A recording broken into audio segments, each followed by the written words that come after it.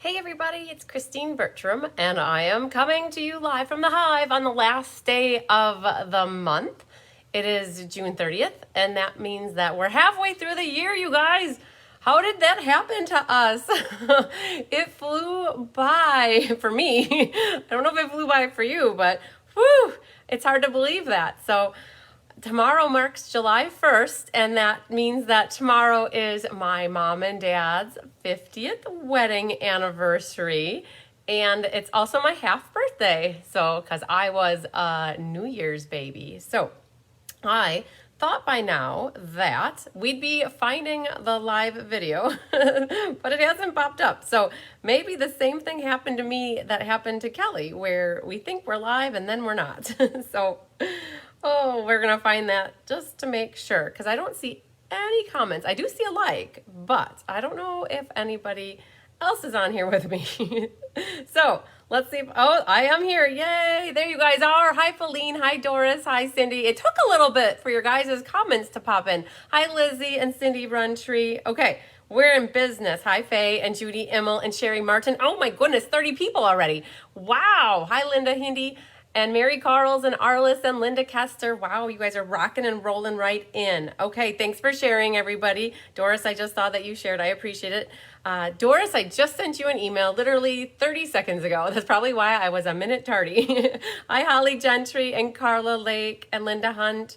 Woohoo! Judy Immel's watching live. I love it. Happy retirement, Judy. Doesn't it feel good? Hi, Sandy Zidoon and Jeannie Parker and Karen Cotton, Mary Lemke, Mitzi Stanley. You guys are all rocking in. I love it. So, hi, Carol Solinsky and Mary Ann and Teresa. I love it. Oh, there's Betty Pyle as well. You guys, I appreciate it when you share. And when you comment that you share, that actually helps to get your name in for the drawing for the classes, because that's all based off of commenting. Yes, my mom had a fantastic birthday. I believe she did. We had a good dinner. We went to Sunset Supper Club, which is here in Fond du Lac. Hi, Pat. And there's Barbara and Patricia. So, she had a surprise. Hi, Tabitha and Peggy. My brother, hi, Lynn Beasley. Retirement is the best, yes. My brother surprised my mom and dad with some company. So hi, Philly. Oh, you bet, Cindy. No problem. You guys, I don't mind helping, and I love figuring things out. And sometimes we find workarounds to get things to the people they need them. So we had a little workaround with Cindy. It's always good to have a secondary email address, and that helped us out in her instance. So my parents are celebrating their 50th wedding anniversary. Tomorrow is the anniversary, but the party's on Saturday, and my mom wanted a low-key, just family event. She actually, hi Zaina, morning to you. Hi Hildy. She actually told my family nobody was allowed to invite people at all, because she just wanted the immediate family, and we have some extended family. So it was supposed to be 23 people. That's it. No more. Hi, Julie. Hi, Lisa. And so my brother was told the only way he can invite people is if he gets married on the farm. He's engaged. And if he gets married on the farm on Saturday. Hi, Jean Terwilliger. Hi, Linda Hunt. Hi, Tara.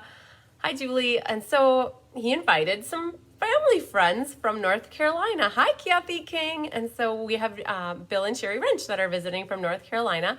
And hi, thank you, everybody. I will tell my parents that.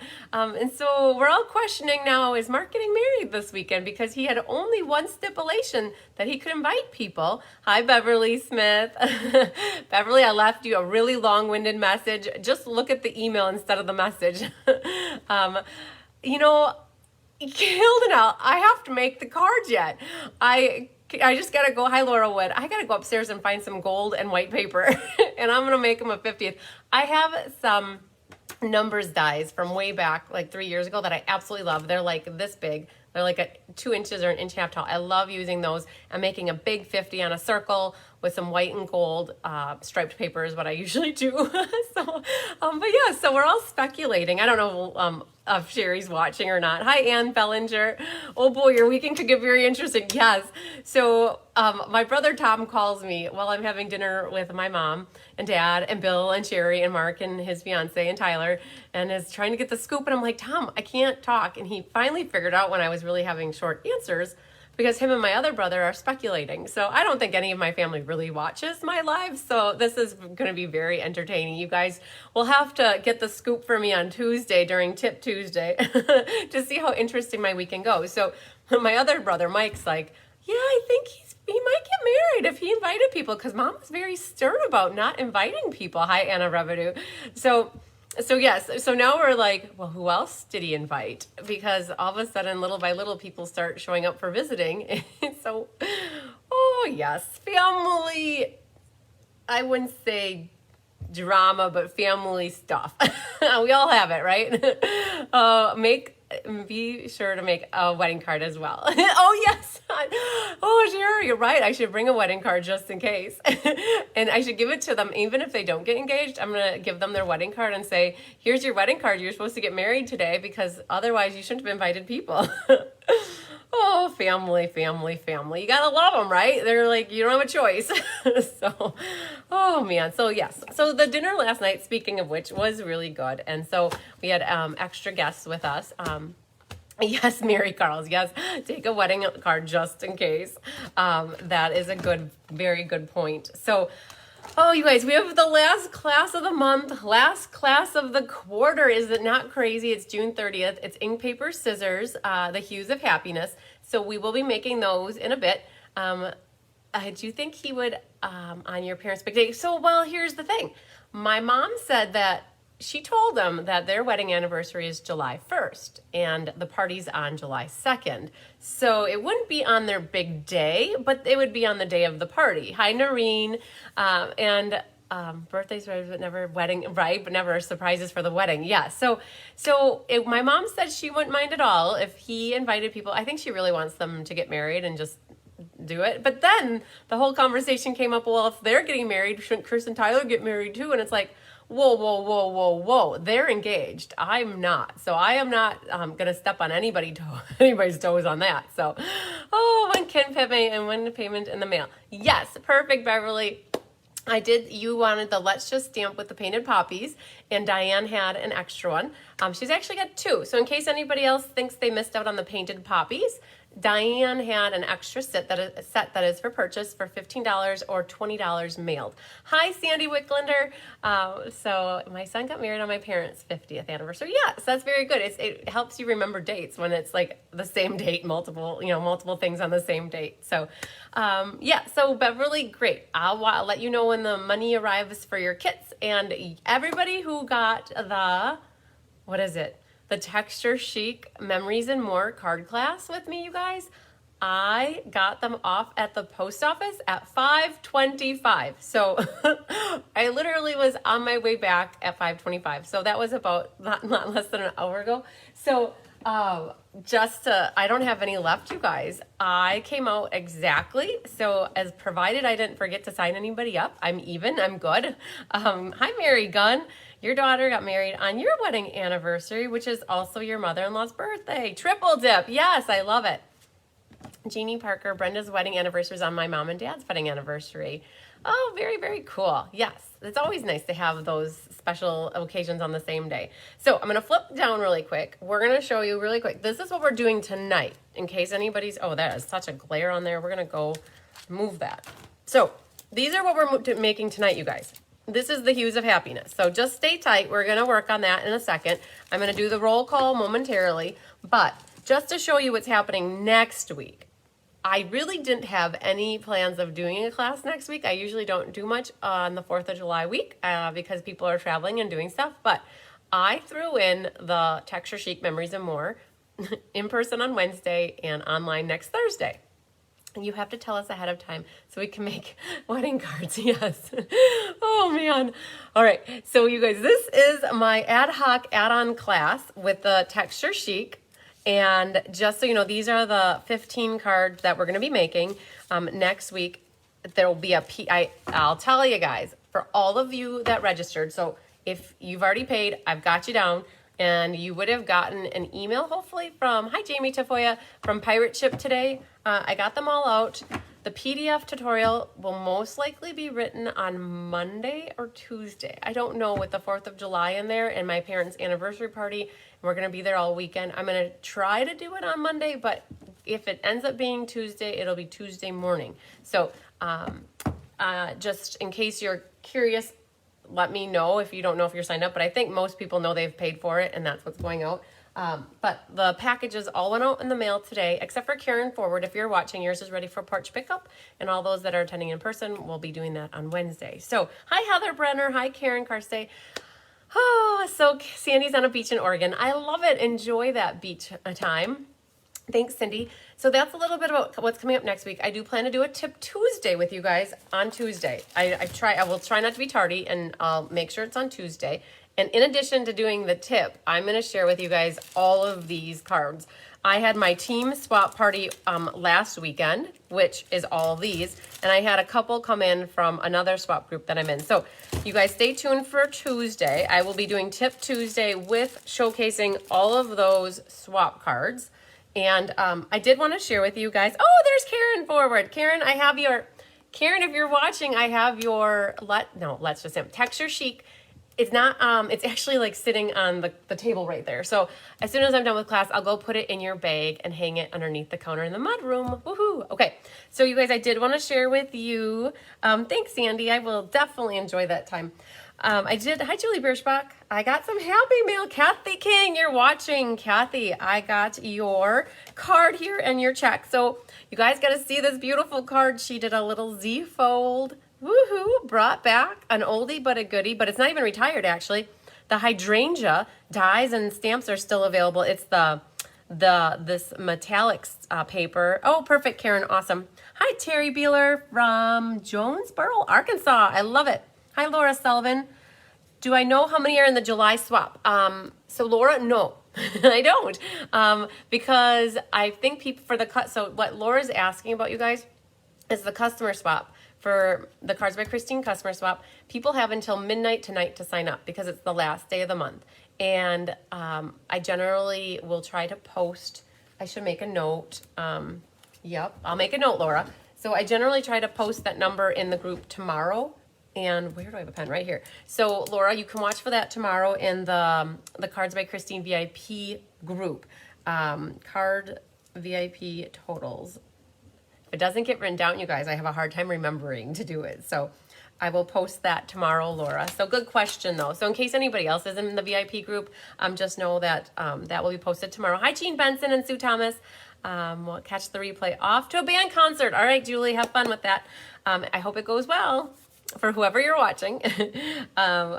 So the other thing, too, you guys, for the Cards by Christine Cards by Christine customer swap, I had a few people that couldn't fulfill the requirements for June. And so know that if you're listening and you did the June swap, that you might be getting some extra of your cards back, because those people that didn't participate don't get your cards, and so you'll get your card back that you were supposed to be giving to them. So just know that, and I'll try to post that as well tomorrow. So, okay, that was just a little update on that. Hi, Karen Wetstein. Karen Wetstein, you guys, was the winner of the scavenger hunt.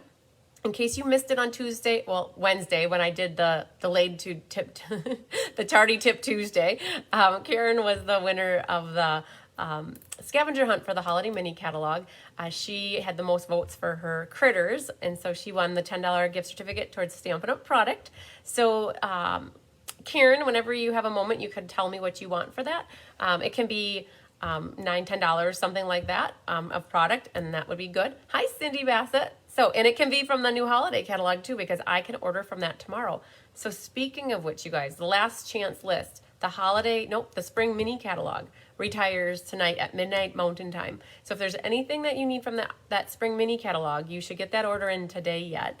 And if you use the host code and your order is over 45, it will qualify for getting a free class from me. And I have a few of them. Yep, I think 3 of them in July. Plus I have some past classes. I have the June monthly class and some other ones, and they're always listed at the back end of my schedule on the newsletter section of my website. So they're in the PDF. So, okay, I think that's a little bit. So the new catalog, you guys, goes live tomorrow. Sale-a-bration starts tomorrow. So that means with a $50 or $100 order, you can start earning host or sale-a-bration rewards, or like prizes, or like products, I should say. And then also the sign up promotion starts tomorrow, so that you get that planner thing. If you sign up, if you want to be on my team, I would love for you to be a Be Happy Stamper. I know I have a lot of demonstrator and hobbyists that watch me, but if there's anybody out there that is a customer of mine and on the fence and interested in signing up and needing more information, you just reach out to me. I'd love to help you, answer any questions, and then you would get your $125 worth of product plus that planner kit for $99 plus tax. Free shipping, and you get a paper pumpkin. So reach out if you need help with that. And otherwise, we'll have a happy celebration, or I should say sale-a-bration, starting tomorrow.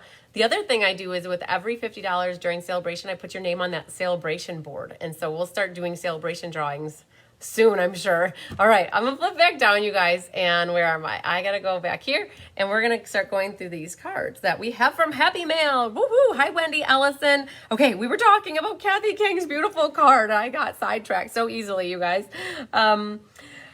Okay, so Wendy, you said yes, do it, and I don't know what that means.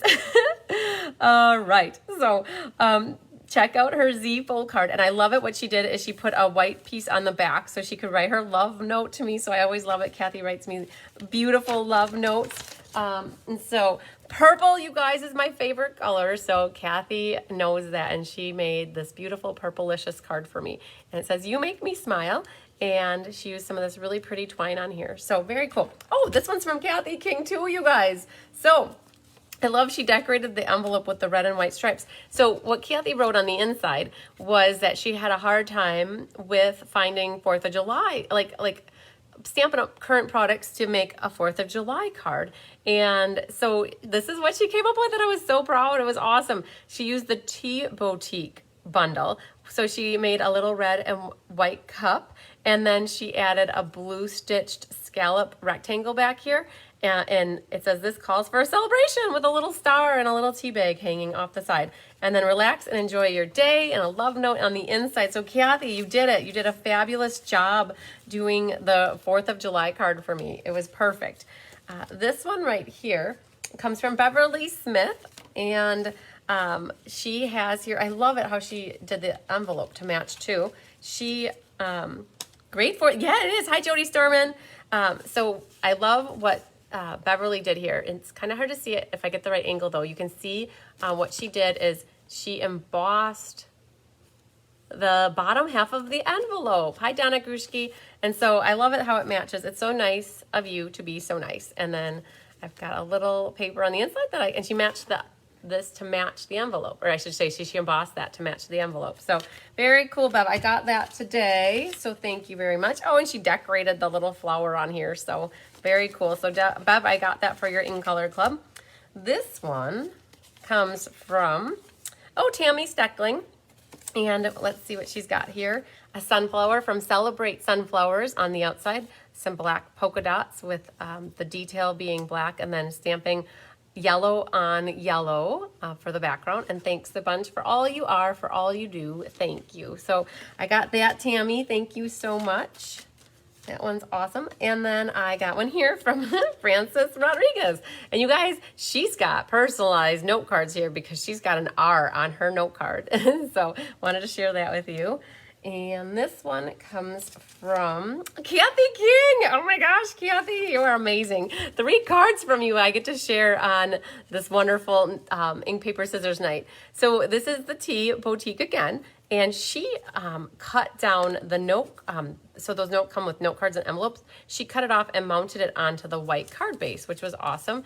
And then added a whole bunch of bouquet of flowers coming out on a little tag and some little glossy dots. So very, very pretty. Kathy, you're doing amazing. I love it. All right, this one comes from Ann Bellinger. Look at this fabulous bow she put on the side here. That's with some of that soft, succulent satin ribbon. And she has black and white paper, and what she did is she colored inside just one section of flowers just to make that one be the one that pops up, and added some, I think, Anne, if I have to guess, these gems are from the Waves collection that they had back in April. because it looks like they have that bluish color to them. But I could be wrong, but I think that's where they come from. So thanks for that, Anne. And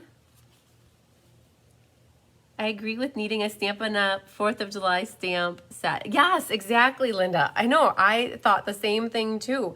I needed to do some 4th of July cards, and I ended up, I should show you guys what I did. This one comes from, I believe, is from Penny Powell for the, yes, she sent that for the Hues. You guys recognize that card. That was from she cased from the class, the Let's Just Stamp. She made her cutesy little bow with that little satin gold ribbon, added some brushed brass butterflies. Very pretty, Penny. I love it. This one comes from Sherry Martin. Oh my gosh, Sherry, yes. Thank you for all your help. I'm so happy to be able to help, Sherry, to all you guys. So look at this beautiful easel card. So Sherry's been working on her paper pumpkins, and she got through a chunk of them. It says, always hope, because you never know what tomorrow will bring. Isn't that so true, you guys? So this was an alternative paper pumpkin idea that Sherry did with, I think this was the paper pumpkin from last June, if I had to guess. So I'm glad she got some of them put together. And let's see here. This one comes from Linda Kester. So very, very pretty, very monochromatic. So monochromatic is basically white with another color. And so she's got the white layered with the blue. And I believe it's Misty Moonlight, if I'm not mistaken. And she's got the feather background here and then a single feather there. And this was from Tasteful Labels or Tasteful Text, Tasteful something from 2 years ago or last year. An ice patriotic bundle would be great. Yes, I agree. So thanks for your card, Linda. I love it. And this one, okay, this, I don't want to show you guys his address. Oh, Karen Wetstein. So I love it. Karen usually decorates her envelopes, and she made it match. Very cool. I love doing the panels of the designer paper like that. It makes it look like a picture on a wall to me. And then she has the thanks die cut, and you're the best. Use some of those new little glossy flowers, and then it's the embossing folder where it's stripes or squares on the one side or diamonds, and then the other side is the stars. So it's like a split embossing, and then has in here, you are a real blessing to everyone around you. So Karen, I got that, yay. And this one comes from Helen Chase. And so she's got some hearts on the outside here. Very lovely swirls with the greens and the blues. So she said this was she didn't make it. It was in a card club from several years in one of the swaps. And that's why we hang on to our cards, you guys, because you never know when you're going to need a card. And I love here how the corners are actually bumped out. If you look at that, they actually have a little decoration to the edges. So Helen, very pretty card. Thanks for sharing it with me. And then this one is last but certainly not least. Oh man, how did I do that again? So I try, you guys, to make sure that I don't mess up and throw out the envelope if you don't write in it or take out the Post-it note. So now I'm going to guess who gave this to me. And I'm going to, oh, it's not Gwen. You guys, oh man, who was this? This is going to jog my memory. It came in last week. Normally I try to put a Post-it note on it. Oh, was this from Helen? So, okay, you guys. Hi, Deb Norman. Oh, I am new. This is your first time watching, Terry. Awesome. Well, I hope you have fun watching tonight. We always try to go through any happy mail that I get and announcements, and then we start working on cards. But I need you guys to help me out. I'm at a loss for who this was from. It was from last week that I got it. And I need you to give credit where credit is due. I think, Helen, if I had to guess, maybe it was you and you sent me two, or if it was Beverly. Those would be my two guesses. But yeah, but it's really cool. It looks like succulents here. And what you can do is they're printed on here, and then you just layer it and then add a little sentiment, and it makes for a very easy, nice, pretty card. So love it. Okay, I need credit where credit is due on that one. Hi, Julie Hilsman. Okay, so that's my happy mail, you guys. And I'm pretty sure, I'm wondering if, I want to say, hi, Deborah. Okay, you guys, if you give me a second, I will show you the cards that I did for 4th of July bingo. I had that last week, Monday, and I plan to do a little maybe that's what I should do on Tuesday. Go into my VIP group and show how I put the 4th of July cards together. So I'm going to flip down and have you guys start studying what we're going to be working tonight so that you guys can look ahead. I'm going to flip that back down. I'll be right back in a second.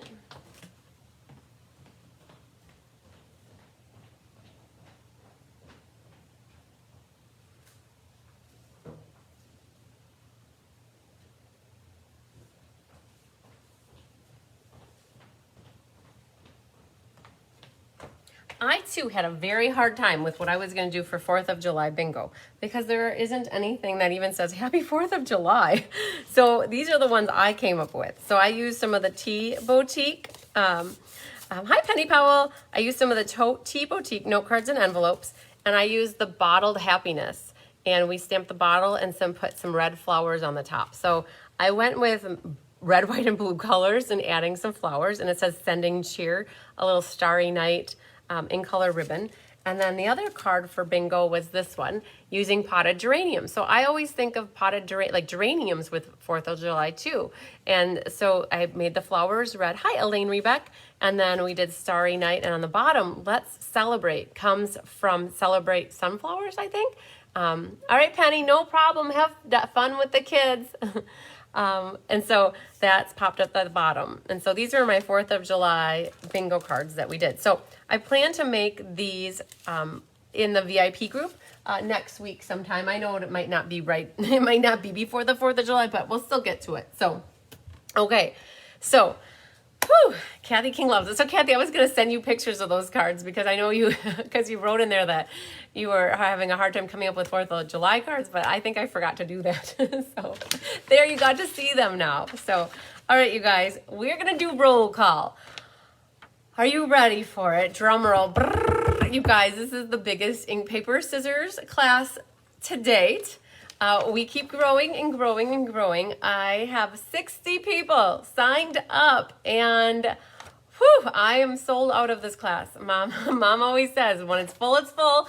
You don't make more, but it sometimes I do. I definitely did with sun prints, but for this one, it's like on to the next class, you guys. I got to keep rolling through. So just know if you missed out on signing up to get the kits and the goodie bag for this class, there will be a PDF tutorial, and it will be in my online store by Saturday. It'll be before Saturday.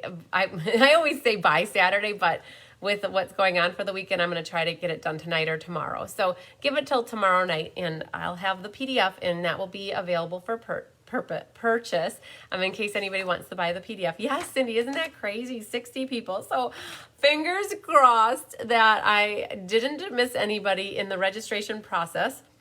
Registration can be crazy because it comes in all different directions. And so if I missed anybody, I always make it right. So don't fret, but I'm going to go through roll call. I did email the PDF for this class, you guys, on Monday morning.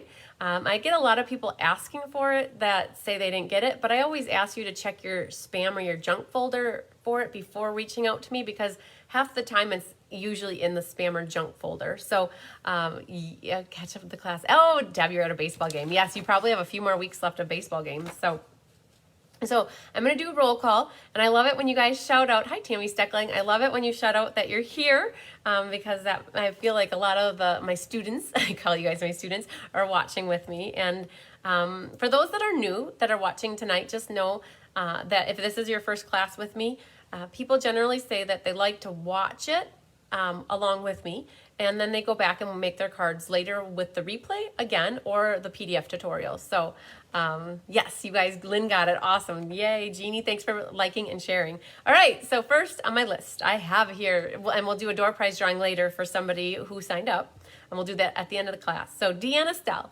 Sandy Wicklander, Lynn Beasley, Mary Carls, Faye Godby, Latokia Trigg, Ann Bellinger, Julie Bierschbach, Jeannie Parker, Laura Sullivan. I'm so happy that yours does not go into your junk mail box anymore. We got you figured out too. All right, Kathy King, Judy Immel, Diane Bogenhagen, Carmen Melendez, Lila Erickson, Jody Storman, Arliss Knoop, Jean Terwilliger, Cheryl Thomas, Karen Wetstein, Miss Feline Mays accidentally got signed up, and she still took the kits. Thank you, Feline. I appreciate that. Penny Powell, Chris Dudarenki, Hildenel Vilches, Karen Forward, Chris Niebaum, Debbie Schultz, Laura Sullivan, Barbara Moynan, Pat Mater, Karen Stake, Jamie Tafoya, Patsy Roberts, Doris Munson, Carla Lake, Deb Ryan, Christina Bernards, Karen Cotton, Betty Pyle, Cindy Runtree, Lynette Mooney, Shirley Malarkey, Becky Gandolfo, Sarah Merchant, Pat Detlefson, Carol Solinsky, Kate Reynolds, Holly Gentry, Naughty Nancy Stormer, Mitzi Stanley, Lynn Beasley, Terry Costin, Carla Cordes, Linda Hindy, Sherry Martin, Tammy Steckling, Angela Knutson, Gail Kane, Jill Butzine, and Linda Hunt. Woo-hoo! You guys, I love it. 60 was the magic number, and I was very happy. So many of you guys are here with me tonight. This is going to be a great class. I was telling people last week during Sun Prince, so I think this is Holly's first class. I think it's also Kate Reynolds' first class tonight. So if you guys are catching this live, just don't become overwhelmed or stressed. What people generally tell me is that I go relatively fast because I'm doing a class. I'm not going to be live with you guys for 3 or 4 hours teaching this class. I want to show you how to make the cards, and then you guys will always have the replay there to refer back to in either Facebook, in my page, my Cards by Christine page in the video section, or on my YouTube channel. And so I'd like to shout out to people watching via YouTube too, because I have gotten quite a few people. I always share every one of my videos to YouTube. And I get people who are watching me via YouTube. So welcome to all the people that are watching via YouTube. And those that are new, you can always catch the replay. But what's great about watching me live is you can comment and ask any questions while we're working on the cards together. I try to watch the comments like a hawk in both places. They come through at different times, and I try to answer anything. But if you ask questions during the replay, I don't encourage that as much, because I might not get back to that question or see it unless you tag me in it. And then again, Facebook is crazy with letting me see things. So it's always best if you guys have questions during the replay or afterwards, just to message me directly on my Facebook. It's my Facebook Messenger account. Oh, Donald Fitch Hugh is new here. Welcome as well. So if you guys, my texting, my email, reach out to me if you have questions. I try to, as soon as I can, I try to get back to you unless there's something going on in the day. So hi, Corinne Bouvia. All right. It is going to be a fun class. I was telling you guys last week that Sun Prince was probably my favorite collection or suite of products because I liked everything in the collection, like the most, I think. So this Hues of Happiness is also a collection or suite, but I think I would pick the stamps and the bundle of the Sun Prince from last week over this bundle, but I love this DSP. Hi, Holly Poplo. If I had to pick a DSP, just one DSP, I think I would definitely pick this Hues of Happiness designer series paper. It is so bright and cheerful. Hi, Randy Schultz. It is amazingly beautiful. I love flowers. They're one of my favorite things to do. I actually got back to, after adding on the hive, last year I didn't do much with flowers. Well, this year I finally went out and got flowers, and I love having annuals that are all full of color. So I would have to pick Hues of Happiness as my favorite designer paper. Not that I don't love the stamps, but I would pick that fern embossing folder over the glossy dots that come with this one. But anyways, that's just me sharing with you what I love. And we're going to flip down now, and we're going to get started with class. And I'm going to share with you, for those of you that are new, or maybe even new to Stampin' Up!, what's going on here.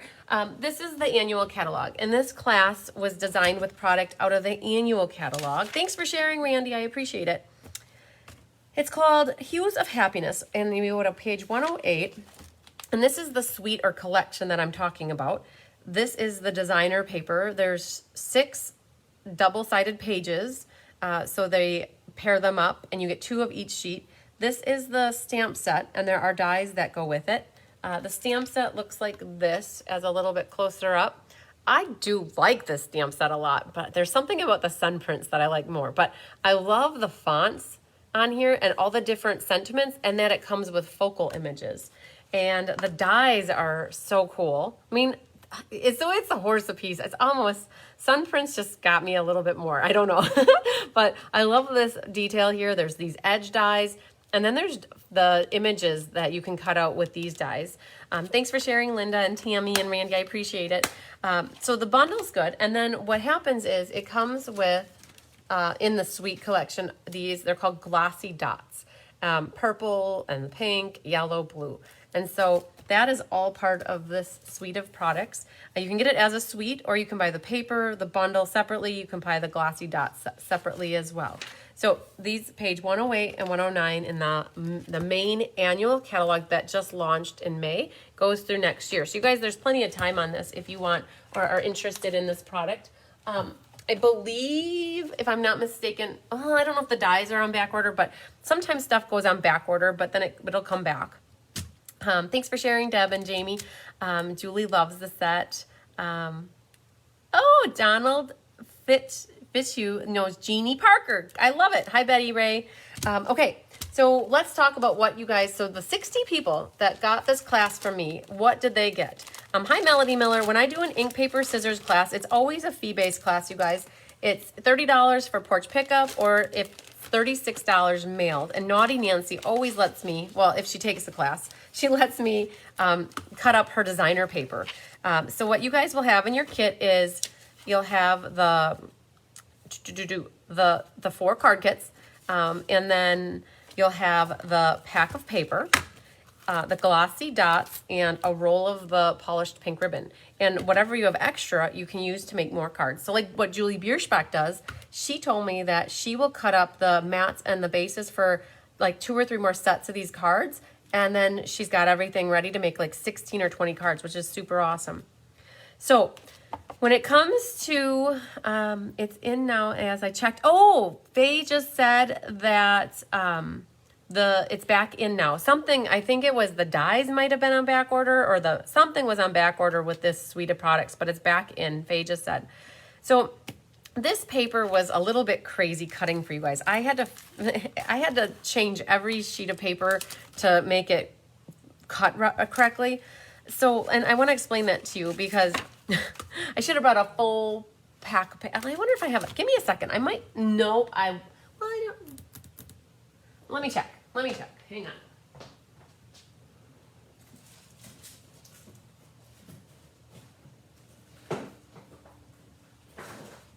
I do. Okay. I was thinking I didn't have a pack of this paper, but I do.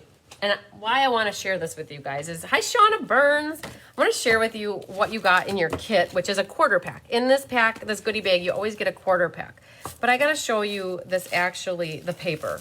This is 12 by 12 paper, and I always cut yours down to 6 by 6. But if you can see here, half of this is, it's the dies that were out of stock. Okay, great, Lynn, then now you can get them. So half of this is pinks, and half of it's more purpley blues. And you get 2 of those sheets, right? So the other side is all the same kind of pattern, where it's a rainbow looking thing. So what I had to do on this is, when I got your stuff ready for cutting, I had to flip these sheets like this, so that you got 1 pink, hi Dara McCarthy, and you got 1 purpley blue, right? The same thing then happened with this pattern. This has bluesies and purples on one side and pinks and yellows. And so I had to, and they're not in the right order. I had to manually alter all of this paper before cutting it, so that, let's see where that sheet went. It's way at the end, I think. 1, 2, it's, wow, where's the other sheet for this? Well, is this extra? 2, 4, 6, 8, 10. Nope, there's one more sheet here. I gotta find where this guy is. 1, 2, 3, buckle my shoe, right? 4. Well, I'll be a monkey's uncle. Where is that? Oh, it's on the back end of this one. Look at that. It was stuck to this. Okay, I got it. So I'm like, they didn't short me a piece of paper. Nope, they didn't. So this one too, you guys, when I put this in for cutting, I had to cut it so that each person had a section of it. Because if I would have cut it like this, you would have got the same color, and this person would have got this color, but the opposite person wouldn't have gotten the other color. Same thing happened on this one, you guys. There's blue and purples on one side and pinks on the other. So I had to flip my sheets around so that you got 1 of each of the colors. This one, it didn't matter. Actually, it did. I needed to flip it so that you guys got like that. This side didn't make a difference, but it also happened on this pattern. I had to flip it like this, so you got that. And then this one with the pinks, right? So just to show you, they did this ombre kind of look with it. And so, all right, so knowing that, you guys, this one actually, I'll have to tell you, this one was a little more difficult. This back one here, actually, it was used primarily for this card right here, the pink. So when you look at the back side, this pink is what needed to be altered. And so I made sure everybody got a pink section and a yellow section. But what that meant then, I think, we'll look at Naughty Nancy's to see what happened, but you might either have both pink flowers or both yellow flowers. So I don't want that to be confusing. I just wanted to explain to you and show you how that designer paper worked. So now when you come here, you can see I got a purple and then a pink. This is a purpley or yellow, and then the rainbow. I got them going different directions. Oh, so this one, we'll have to see how that worked for Naughty Nancy. She got an extra set at the end here. So pink flowers, purple flowers, blue with yellow, blue. This one was, I'll have to make sure I did this right for Nancy. Otherwise I'll be giving her different sheets. And she needed pink. Okay, so when you guys are going through, that might be really confusing. Mary Jean, just know you got a lot of pretty pink flowery paper. And we're gonna go through first thing. This class is where I actually pull out the cutter and we're gonna cut out stuff just to make sure we're right. Okay, so we're gonna do Nancy's just to show you guys. All right, I'm crossing my fingers I've got this right for her, because at first thought I'm like, oh, maybe not. So, but we're gonna see here. So you guys need to pull out your cutters on this one, all right? So generally when you get kits from me, for all my other classes that are free with an order, I include the pieces of designer paper as they are for the kits. But for this one, because you get that whole quarter pack of paper, we need to do a little cutting. And since this one is generally the one I put on the top, hi Brenda Lee from Ontario, you're gonna have to find, of these two papers, you might even change it, you guys. The sky's the limit. I used this pink sheet because it looked really nice with the Melon Mambo base, but the purple wouldn't be bad either if you want to throw that in there instead. But just know, for this one right here, we need to use the more pinky one here. So when you guys are going through your paper pack, I definitely used this pinker piece. And what we need to do is we need to cut this background mat, which is 4 by 5 1/4. Hi, Dion. Front porch, cold drink, relaxing and watching. Very awesome, Mary Jean. Enjoy it. So we're going to have to cut this. And this is your typical size mat. So it's 4 by 5 1/4. So what I would do is I want to get more of the pinks on here. So I'm going to cut 4 this way and then 5 1/4 this way. I looked at the flowers and they look like they should be going this way, but they also look like they could go this way. To me, there wasn't a real pattern to it. Like, I think that it could work either way. So we're gonna mark it at 4 on this side, and we're gonna cut up, and then we're gonna cut off at 5 1/4. So we're gonna just put that at 5 1/4. Now these are scraps that are left over. And so now this is the mat that's gonna go on the back here. All right, so if you notice here, there are some flowers and there's some leaves. Those also come from the designer series paper, but we're gonna hold off on them for the moment. For now, we're just gonna cut the bigger pieces that we need and not worry about the flowers. All right, so then here's this one. So this is that yellowy and pink one that we were just looking at, and that's this one. So when you pull this out, you have a choice to make. It depends on how you want your flowers to be. So there's pink and a darker pink, a lighter pink, and yellow, and like an orangey color. So this card I made with the pink flowers on this side and the yellow on that side. Hi Deb Arblaster. If you want, you could put the pink across the top and the yellow along the bottom. You could even skip the dark pink and do the light pink. Or if you like it this way, then you would get just like a section of the light yellow, you'd get orange. If you want to center it better, you could. You could always cut a strip off of this side and a strip off of that side and have it more centered. I mean, this is up to you how you want to do it. I think it's gonna look pretty regardless of how you cut it. And so what I think I'm gonna do just to salvage paper is I'm only gonna cut off, so this size is a little bit less. The mat on this is 5 by 3 3/4. So I'm gonna cut at 5 inches on this side. So I'm cutting off some of the yellow. Now, maybe you love yellow. You love yellow so much that you don't want to cut your yellow off. Hi, Sharon Land. You could cut it the other way and have some of your pink go off, right? This is where it's up to you. And Naughty Nancy, you don't get a choice because I'm cutting it for you. So we're going to cut it at 5. And then we turn our paper either clockwise or counterclockwise, and you go to 3 3/4. Okay? So 3 3/4. And then that is the mat that goes right here. That's the one I made and sent to your mom and dad for the anniversary card. Very cool. Yay. Awesome. And it says very pretty. This could be a best wishes card. It could be like Mary Carl said, an anniversary card. It could be a wedding card. It could be a birthday card. It could be a thinking of you card or a thank you card. This is very versatile. All these cards are so versatile. So these are also flowers from your designer paper, and we're not going to worry about them at the moment. We're just going to keep going with our bigger pieces of designer paper. All right, so this one let's do next. So this is that dark bluey paper. And so when you go through your pack here, you're gonna find one of these bluey papers. Now, flip them over and see if you are partial to the back of either one of them. If you're not, if you don't like one so much, use that one because ultimately these are pretty much the same. One has maybe more pinky flowers in, one have my blue, but a lot of it gets covered up. So I think I'm going to save the bluish paper for Nancy and use the more yellowy back because it'll get covered up. And I want to make sure I capture that pink flower in here, some of the blue. Oh, you know what? Actually, I think I might capture that pink flower here. So we're going to cut it at 4 by 5 1/4 again. So there's our 4. And I want to save these pink flowers to make sure they go on my base. So 5 1/4, I'm cutting this yellowy top off more. So 5 1/4. So that is our background for this card right here. Now you guys, these flowers on here are designer series paper. We'll come back to that in a second. So that's our one mat. And then lastly over here, we have this darker pink and this other pink here. So we got to find that. That's on the back side of this one. So when you guys are looking at your pinky flowers, it's going to be the back side. So grab the back side that has pink on it. And that's what was used here. Okay. So there's a pink mat here and there's a pink mat there. And we are using 5 3 3/4. And then the other piece is 2 by 3 3/4.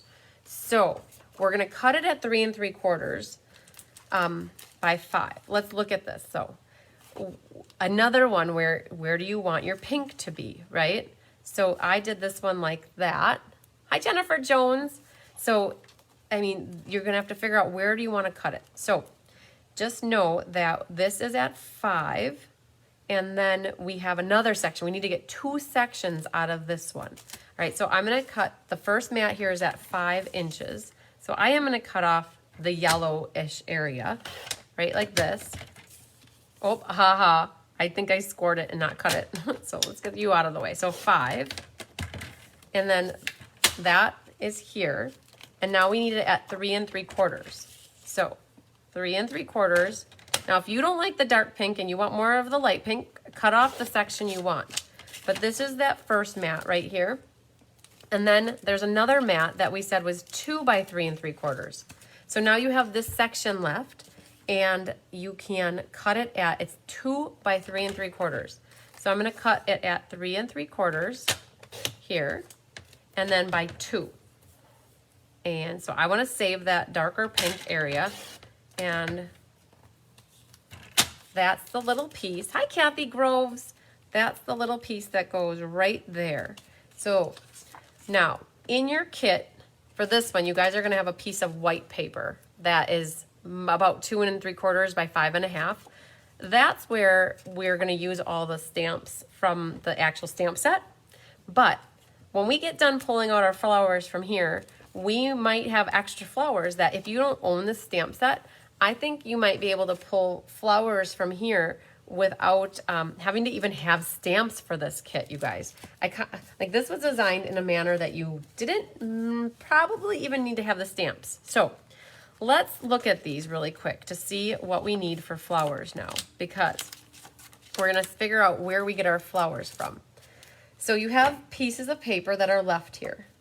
And so when it comes to this piece, you're either gonna have yellowy flowers or pink flowers, depending on, I think in your kit, I think it's yellow or pink flowers.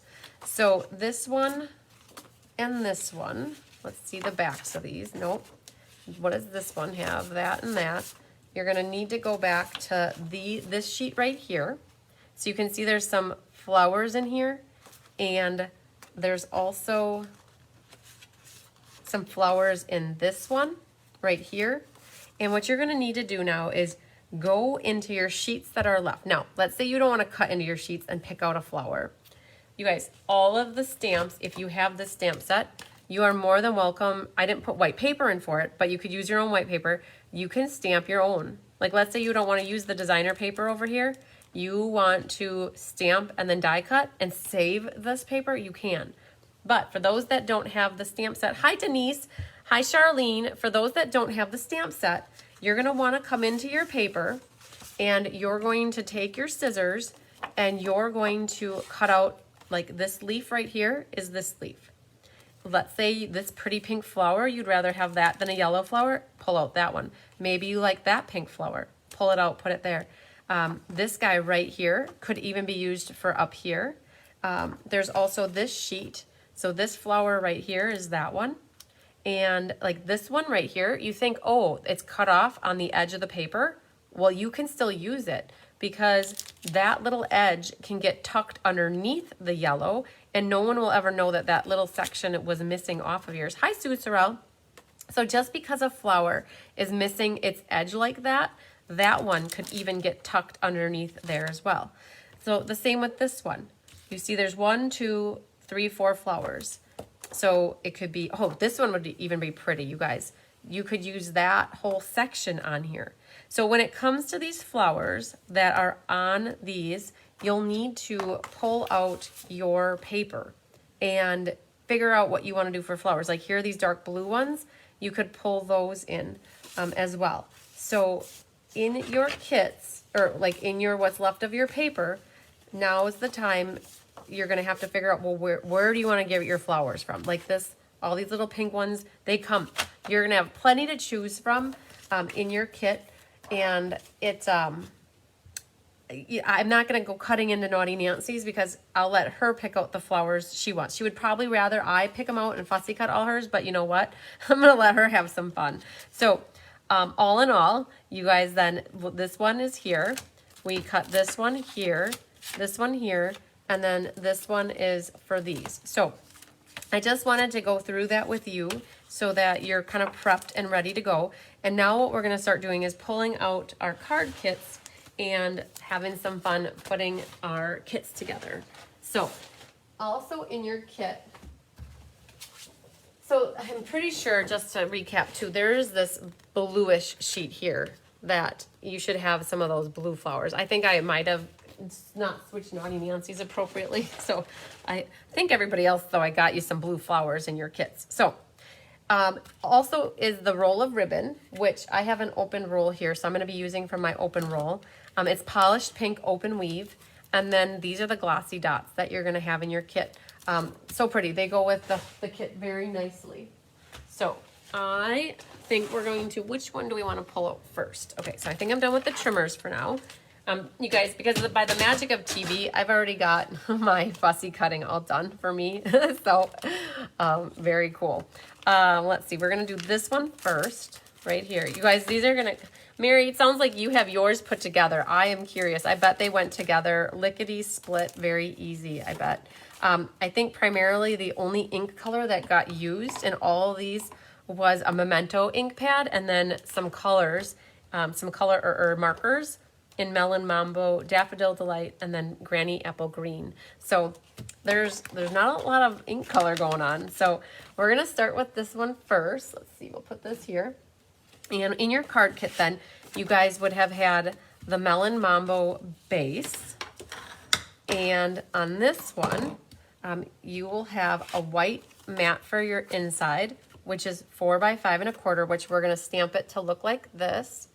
And then you'll have a yellow mat, which is also 4 by 5 1/4.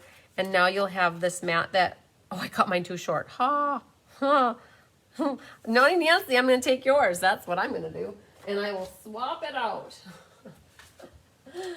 Oh, that's funny. Thank goodness I have Naughty Nancy's kit here. So I will, oh my gosh, you know what? I did it right. I think that my yellow mat is just too long. Oh goodness, it sure is. See? At least my DSP was right. This is an easy fix. Yeah, it's off by 1/4 inch. Look at this. This is how you fix things. You guys just cut it off and get back on track just like that. Okay, good deal. So I didn't have to take Naughty Nancy's. Lucky girl. Okay, so this is where you just cut the mat. That'll fit on there. In your kit, you guys will also have this. It has the designer tags die set.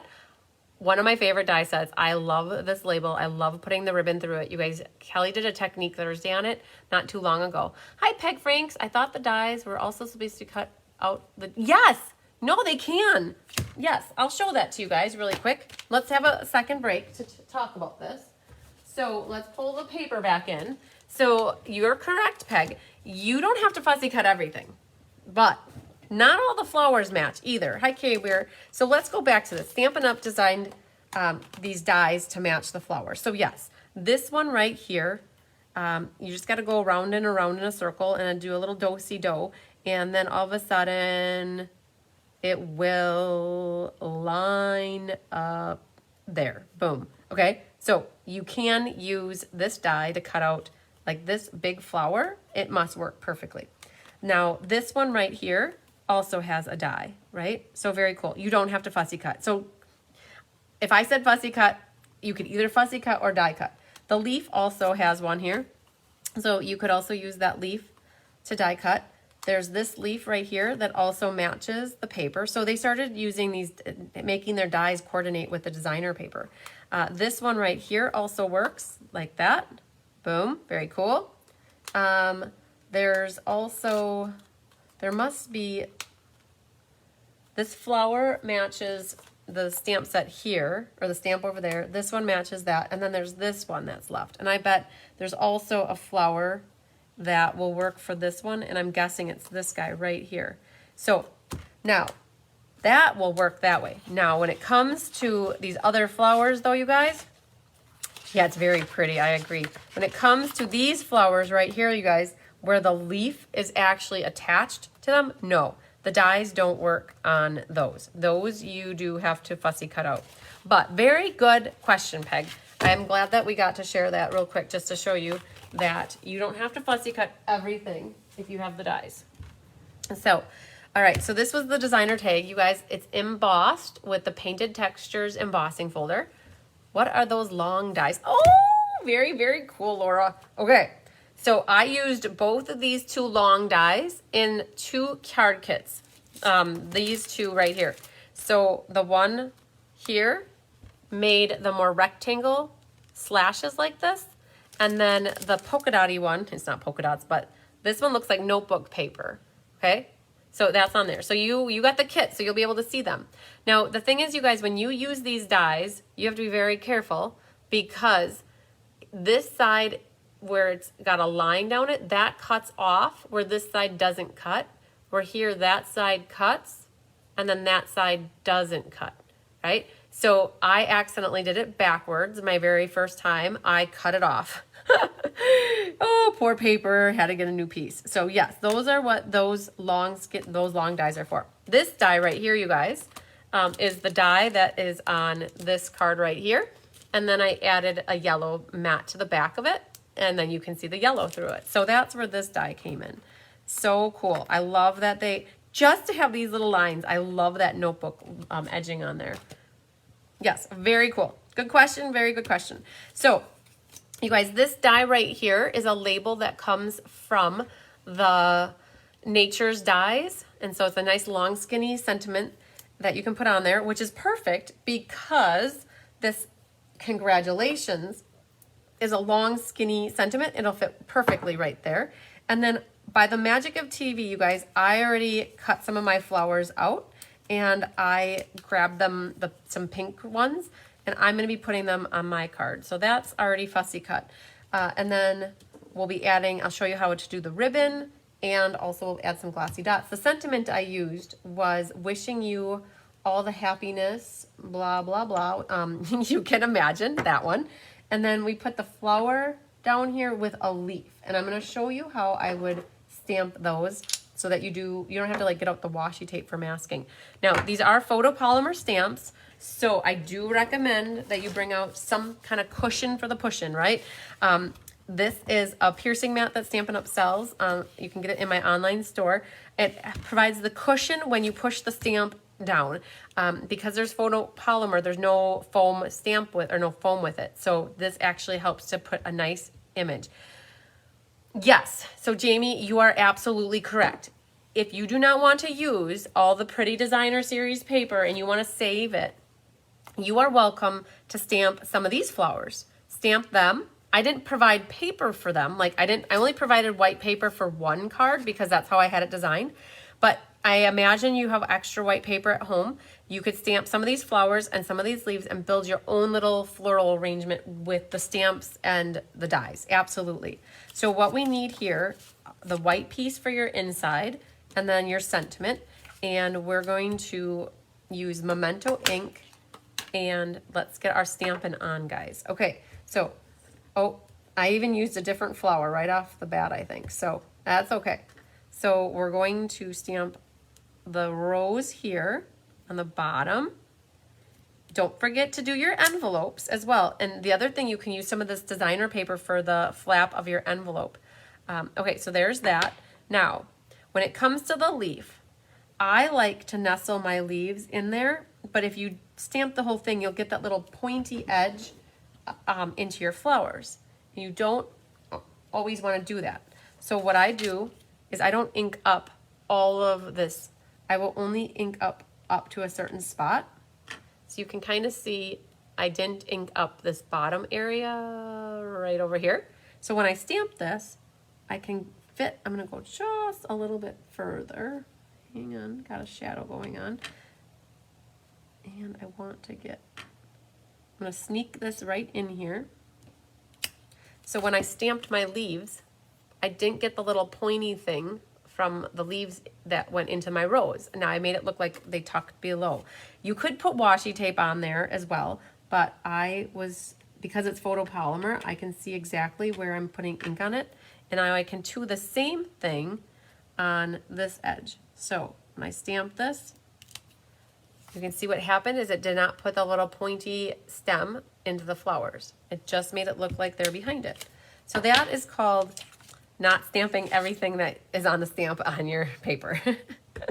It's not called masking because I didn't mask anything. I just didn't stamp it or ink it all up. All right, so now wishing you all the happiness. I put it more to the left versus centering it because I thought it looked nice right over there. And now I've got room to write. Sometimes if your ink pad gets a little goo ball on it, you got to get that off of there. It's sometimes the fabric pad, like my Memento, will put a little goo ball on there. I should have checked it before I did it, but what it did is it put just a little extra ink on the end, and I'm gonna go with it because you can still read it pretty good. All right, so there's that. Now that's my inside. Now we gotta do the long sentiment, and that says, congratulations. So make sure I don't have any fabric on there. So this is going to get stamped right on our long skinny sentiment, just like that. Hi Lisa, better late than never. I definitely agree. We're just on our first card, by the way, so you're not very late. All right, so I'm gonna put that there, and we're gonna bring in the rest of our pieces, and I'm gonna clean that right away. And so I got paper going everywhere. Okay, so I had stamped off, but I want to get that little fabric-y thing off of there. We're gonna clean that right away, and we'll do the congratulations. It's always good to clean stuff right away. Thank you, Deb. All right, so now we're gonna work on a little assembly. So you guys can see the card. There is a little bit of this, because this ribbon, I wanna show you, there's two ways that you can do that. And I'm gonna show you both. I'm gonna show you one that conserves ribbon, and I'm gonna show you one that uses more ribbon, and then you can make the choice on what you want. So that designer paper mat can go down first. And then what I do is I'm gonna prep the back of this with tear and tape. So right in the center, 2 little pieces, and I'm going to prep 2 more pieces, and I'm just going to stick them on me so I have them ready. So 2 ways that you can do this ribbon. All right, so I'm going to grab the roll that has left, this one. You could run 2 pieces, right? You could weave it up, from the top down and then bring it up, and you could run 2 pieces that are each 6 inches, or you could do something and make it a little more conservative, which is just run the loose end, so this, like this, and just grab it like this, and you only need about that much. So I'm gonna cut maybe like 3 inches here, if it's even that. So 3 inches times 2, otherwise you would have used 12 inches if you would have ran it through the whole thing. So let me show you what this is all about. I'm gonna actually in addition to, I'm gonna get those kind of lined up like that, we're gonna use dimensionals and put this down. So pop the yellow label up like this. I've kind of got those 2 ribbons kind of set in here.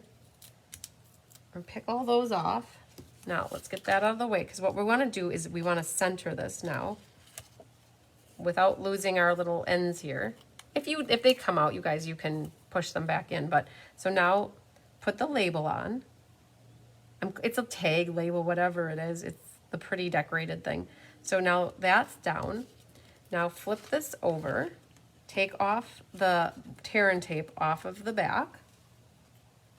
And now you can kind of set these how you want them. So I'm going to grab both of them at the same time, making sure they're centered. And then I'm going to actually like fan them out on the side here, so you get to see more of it here versus putting them directly on top of each other. All right. Hi, Marcia Kluber coming in late. So we're going to catch that right in the middle. And the one's going to go down and then put the other one down. So it kind of like it's grabbing it, but it really isn't, because you're holding it down with dimensionals. So that's how I did those ends. And then we've got our tear and tape ready for us to put down. And that's called our tear and tape sandwich. And then we can further adhere the rest of this with a little bit more liquid glue. And that will go onto our card base. So now, decision's yours depending how you do it. Do you want the pink at the bottom? Do you want the pink at the top? It's your call. If you cut it where it was more vertical versus horizontal, figure that out. I think I'm gonna go with the pink at the bottom.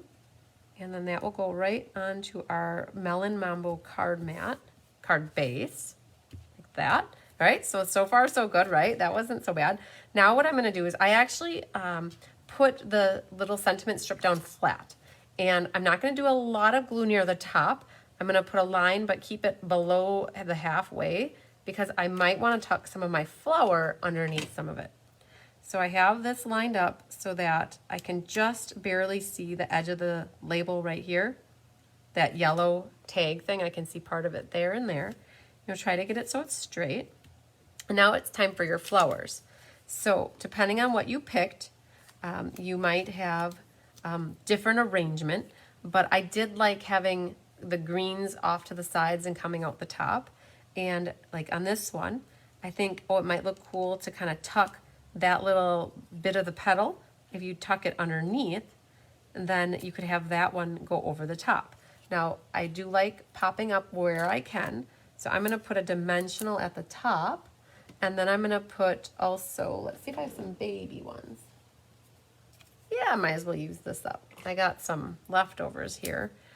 I'm going to put on the leaf over on this side one, and then I'm gonna put just a little bit of glue along this bottom edge right there.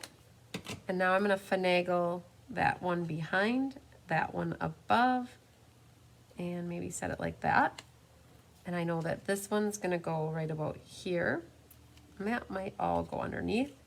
And then I was gonna do a flower and another flower. But maybe do this like that. So, where if you guys want, I realize that there's probably one more leaf that would look really good there, but I don't want to cut into Naughty Nancy's. So I'm gonna, when I get I have some loose scraps upstairs in my craft room, I'm going to grab another leaf and put it there. Let's make sure I'm using the glue scissors. So we're going to let's just use that up. Call it good.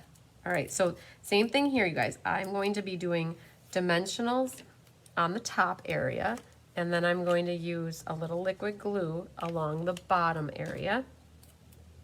And we're gonna tuck those both underneath here. We might have our tails or our little leaves kind of sticking up higher. And then this one, you guys are like florists with this card class. You get to make your own floral arrangement. So this one, I'm going to put a little dimensional and maybe put it like that. Oh, I just don't like the leaves going that way though. So, and I feel like this one, I know he's gonna go right here in the middle. This one, you can't really tell that it's upside down. So we're just gonna go like that and add some more kind of rolling down the side. Like I had mentioned too, I'm gonna go add another piece of designer paper that's just the little leaves, and that'll fill in that little section right there. And if you guys wanted to, was the sentiment just glued on? Or I know Hilda and I glued it flat, and I only put glue along the bottom ridge so that I could tuck my flower petals underneath part of it. All right, so the other thing that you guys get to do to your heart's content is embellish. Now, I had to give up my only unopened pack to the last person who got this class, and so I have more of mine coming in. And so what you guys can do is embellish. We're gonna glue our inside in. If you wanna color your flower, you most certainly can. And you know what, we might as well, just to show you some coloring. So Granny Apple Green is a very nice color to use with these flowers. So it's very pretty and vibrant. Oh, you're very welcome, Hilda now. So we're gonna just color these. And then when it comes for our flower, I sometimes will like to do a little bit darker in that middle section. And then I'll do the lighter on everything else. Linda Hunt, I do use water on my chamois to clean. I also, if I feel like every now and then I'll add some of that Stampin' Mist cleaner to it. Stampin' Up sells some stamp cleaner that could as well get added to it, and it helps to condition your stamps. So yeah, but hi Ethel King, but otherwise, yeah, it's just primarily I rinse that chamois underwater to clean out any of the ink that might be in it. And then you can always spray it with some of that cleaner, and then you're good to go. So let's glue this in now. I feel like I want to put a leaf on here with you guys, but trust me, I will put a leaf on this card. I have lots of loose scraps upstairs from my extra designer paper, and I will add a leaf to it. And I'm not going to cut into Naughty Nancy's glossy dots, but what you can do is, you're very welcome. Hi, Louise Power, thank you. I've got some pink ones and the yellow ones. Look really good on this one. You could even throw in a purple if you wanted, but I embellish till your heart's content. If you want 5 on there, put 5. If you want 7, you've got a whole pack, and you're not going to use up even half of them on these cards. So make sure to add some of the glossy dots to your card. If you need some extra foliage, make sure to fill it in. But I mean, Stella something on it too. Now, because the flowers are designer paper, you could definitely Stella your flowers and give them a little bit of extra glitz because they won't bleed. And so you could do a little bit of that. The other thing too is, if you want to, you could do some of your little yellow tag, and just adding a little bit of that glitzy sparkle is a good thing to these cards that really dresses them up. So, All right, so all in all, this is what the final card would ultimately look someone like if you guys went with that same color pattern that I had. All right, so yay, we've got one done. Well, pretty much one done, pretty close. We'll call it done for tonight. So let me put this back in here, and we'll start on the next one. So let's get our innard here. All right, so one down. And which one do we want to do next? Where's the tag from? Oh my goodness. Oh, it's one of my favorite ones, Laura. Okay, I'm gonna show you guys because you have to know where this is from. In the annual catalog. It's right. It's called Designer Tags. Designer, right here. Page 170, it's right there. I love it. If you guys, I've been using it a lot lately, so I'm probably over giving it a workout, but hey, it's okay. I love it. So if I love it and I use it a lot, you guys might end up falling in love with it too. So, all right, let's see what this one is for next. All right. That one involves the stamping. So we're going to save this one for last. We'll save our stamping for last, and we'll do this one next. All right, let's see what it looks like in here. All right, that one, perfect. Okay, this is a fun card. Bonnie Schmitz, who's a fellow demonstrator, made a card similar to this. I switched it up a bunch. I changed things. I added some of the ribbon. I added a pink mat on the back, changed up the flowers a bit, and so turned out so pretty. And you guys, I felt like there wasn't a lot in your kit. Like you have a melon mambo base, you would have your white inside, and you would have this is thick white, and so that's already die cut for you with those little circles and that. And then the rest, there's a yellow piece in there. So I actually, and I didn't do it to my card kit here, but we're gonna do it.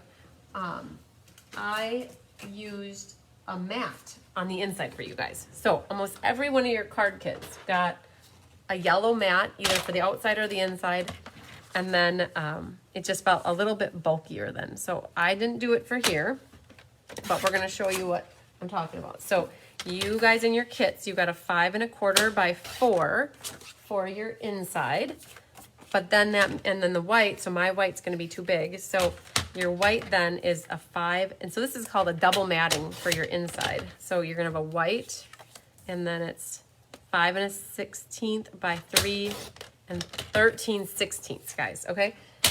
So that is now what you guys will have.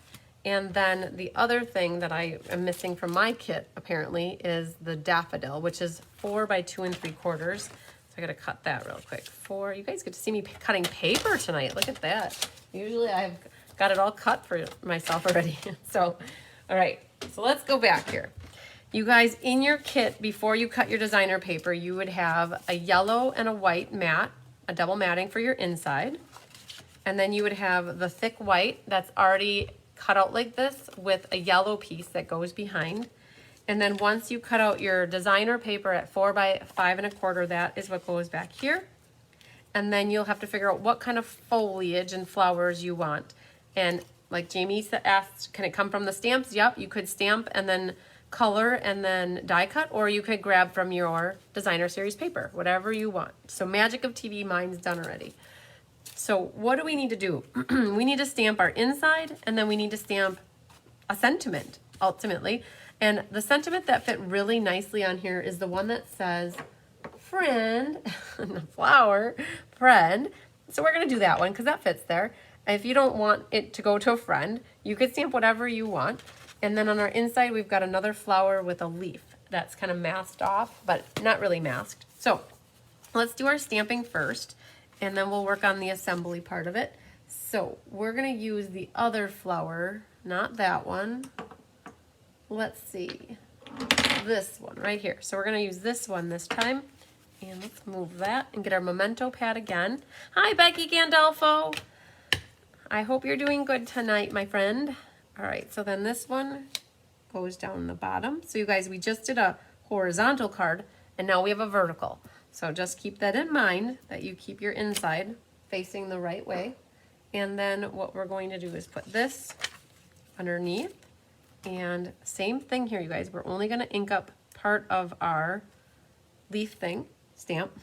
And then when you go to stamp it, it won't put that little stem thing right into our flower. So we're going to do like that. Okay. So it's a friend, and somebody's going to win my card for me. So I'm going to leave the inside blank, but we will put the friend on the top here. The other thing too, you guys, oop, I just got my finger all up in it. Hi. Dear, I'm live. Do you want to say hi? Here, you guys gotta say hi. There's Tyler. There he is. You gotta look right here. So you guys, everybody asks who's Tyler. Here he is. Love you, dear. I love you too. All right. Oh, you got your hair cut. I did. Good job. You're gonna go cut wood? Here you go. Oh, thanks. Love you. Love you too. Bye. Okay, he brought me a treat, you guys. I got some pineapple high shoes. Okay. All right.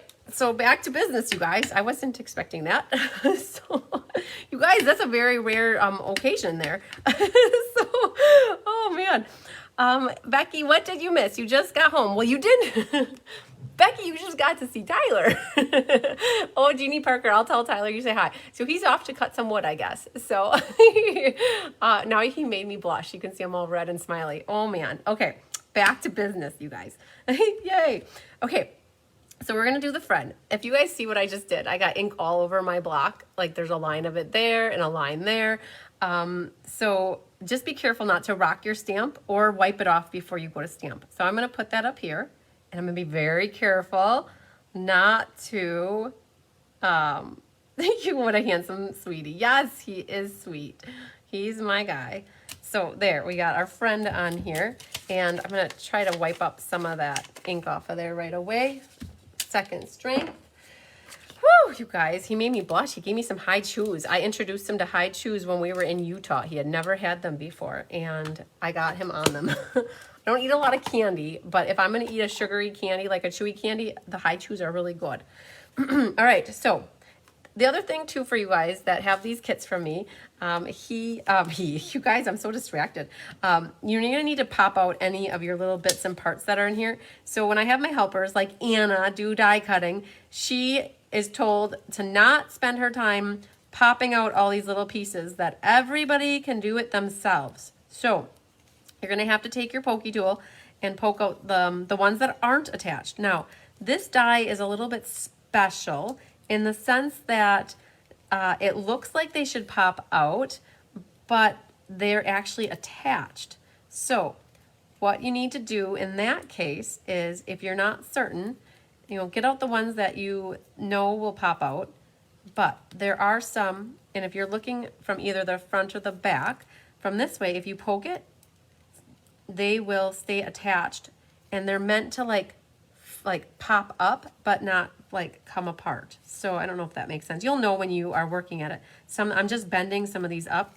Not all of them are going to pop out, but when you go like this, the ones that are still attached are going to just bend up, which is cool. So when I'm done with this, I'll flip it over and I'll try to show you what I mean by that.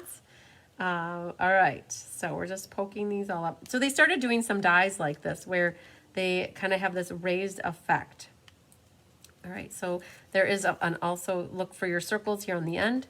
So I don't know if you guys can quite see this, but like that little guy right there, he's still attached, but he's just bent up. So these little leaves that are left here, wherever you see these leaves, they're attached yet, so they're not going to come off, which is okay. That's part of the look that we're going for. So get those all popped as much as you can, and then throw away your scrapperonis, and we're gonna work on assembly.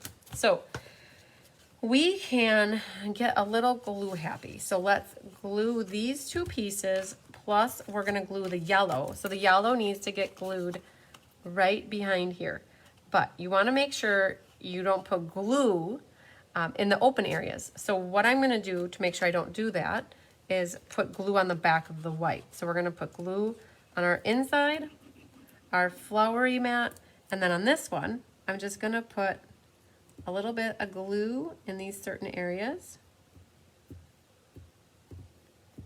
So if you look at this, you can see where I put the glue. It wasn't everywhere, it was just in some spots. And now this will just go over the top like that. And then this piece is the one that goes on the front of our card base.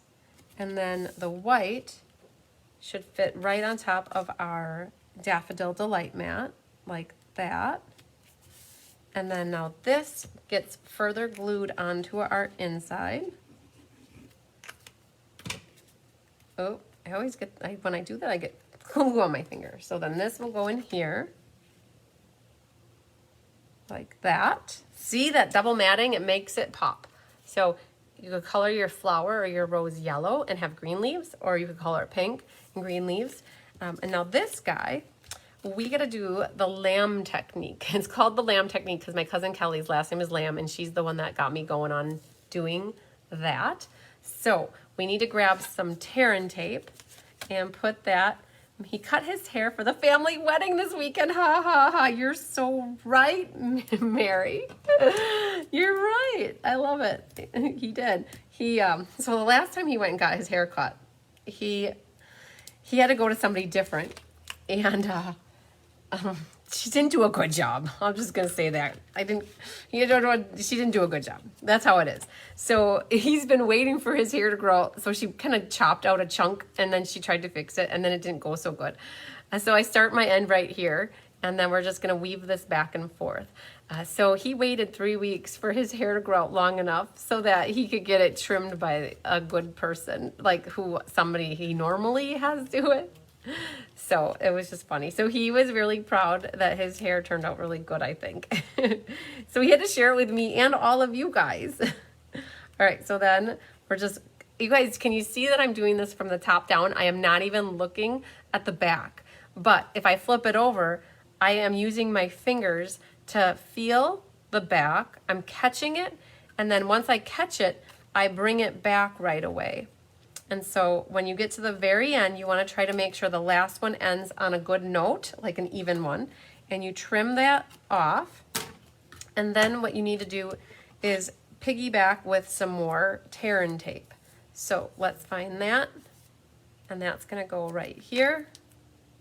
Get that right over the top of that. Otherwise, it's thanks, Becky. Otherwise, it's going to potentially come right out, and you don't want that. The ribbon, you want it to stay exactly where it is. So let's see here. I am going to actually leave it with the white on it because, oh, I should have done that just a hair shorter. So let's save that little guy. So sometimes I'll take the tear and tape papery off, but this time I think I'm going to leave it because I'm going to line up some dimensionals right next to it, and we're going to pop this up with dimensionals.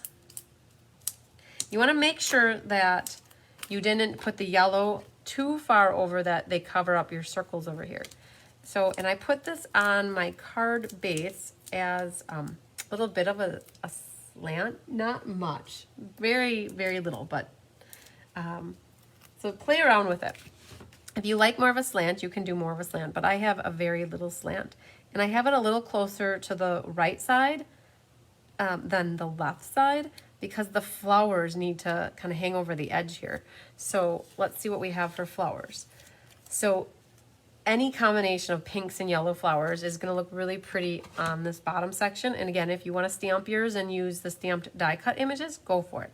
I just didn't put the white paper in for it.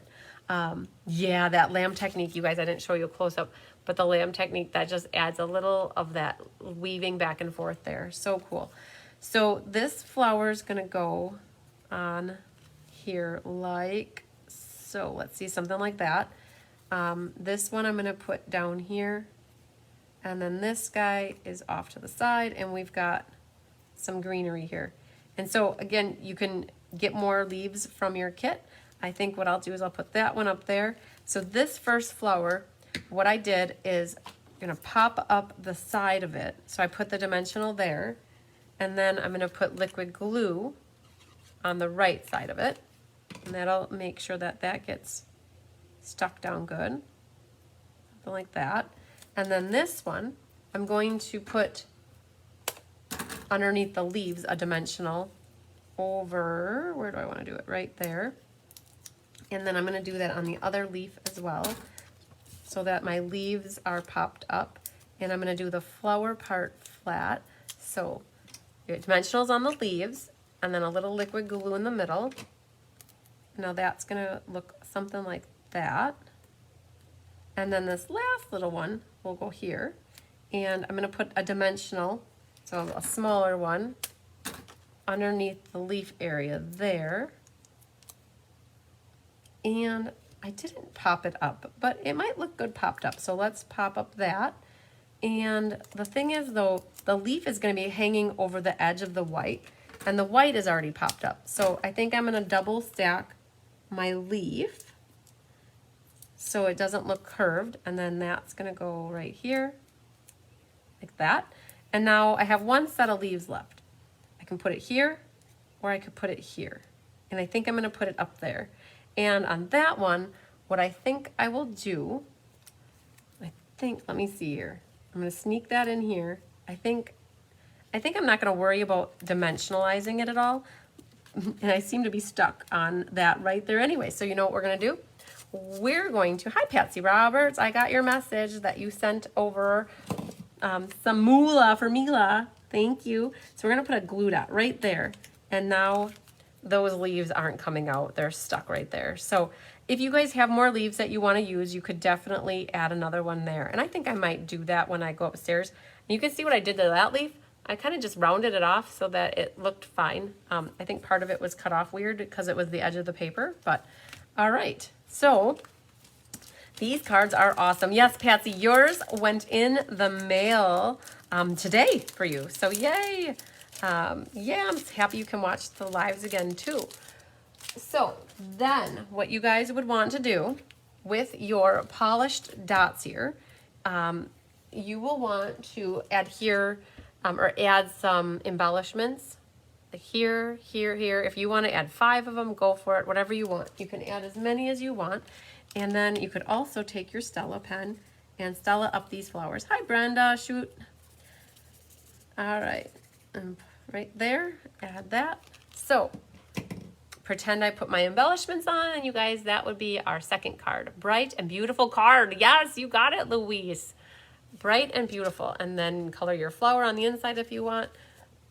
Perfect. So now we've got a second one done.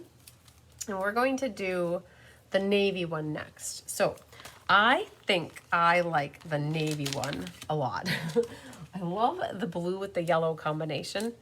It just works for me. I love it. It makes me happy.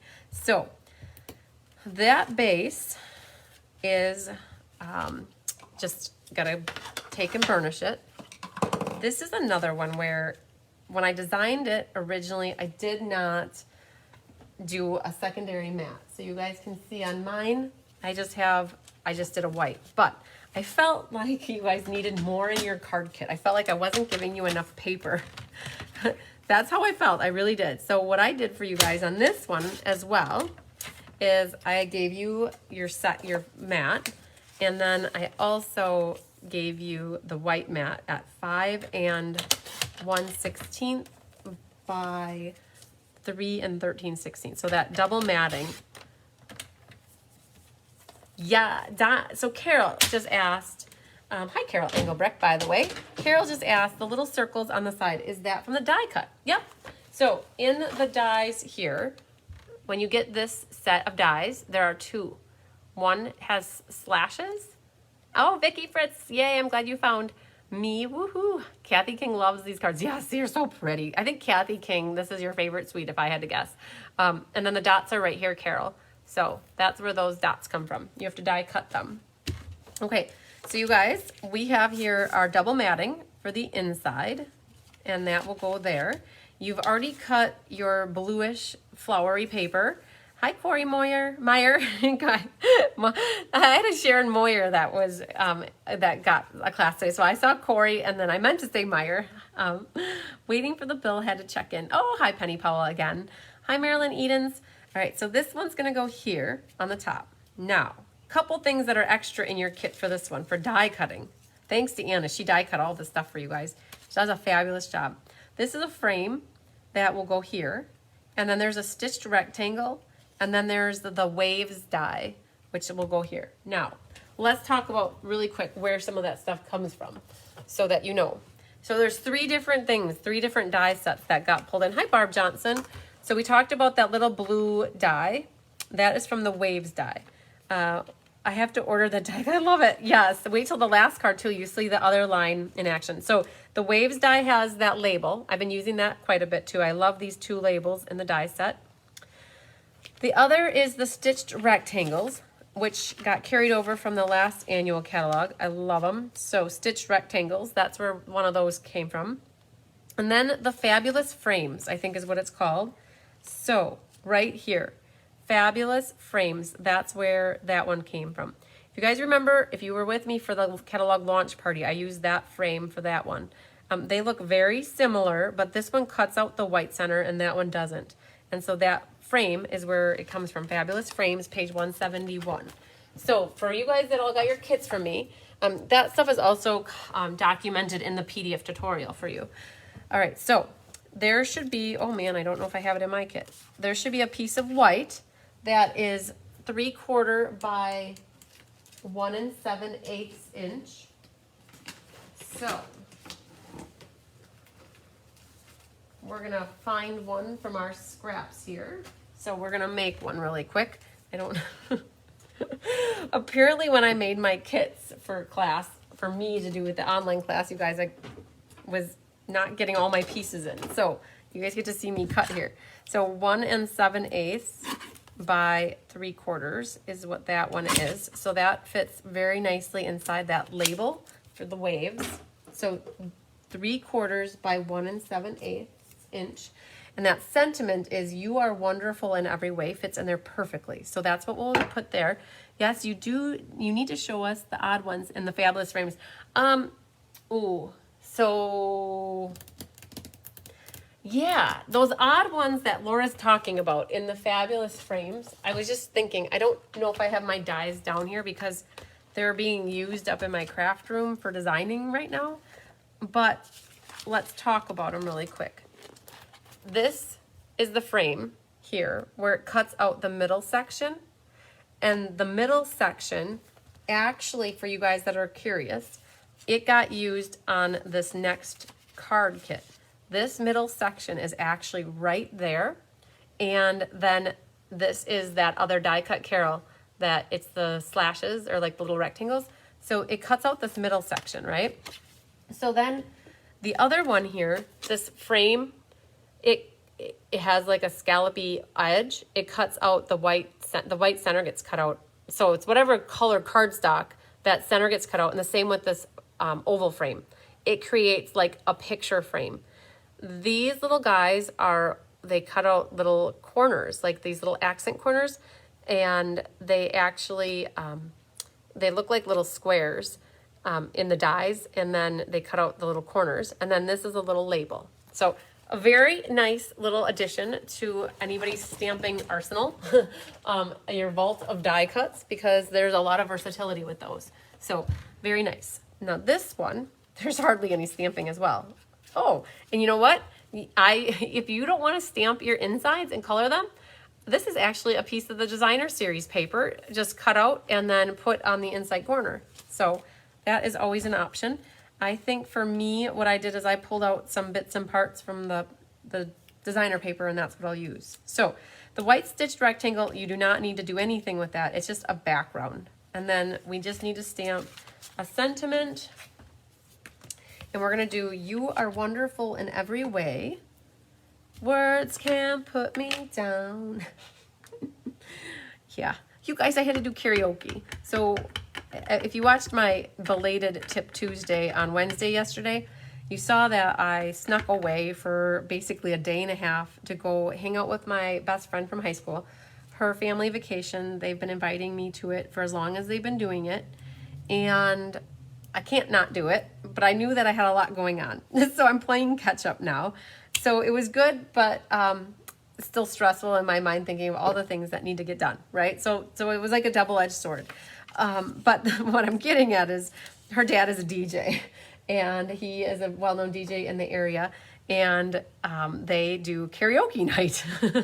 So 2 nights ago was karaoke night. So I had to belt out some tunes, and I'm not that good of a singer, you guys. Trust me, I'm not.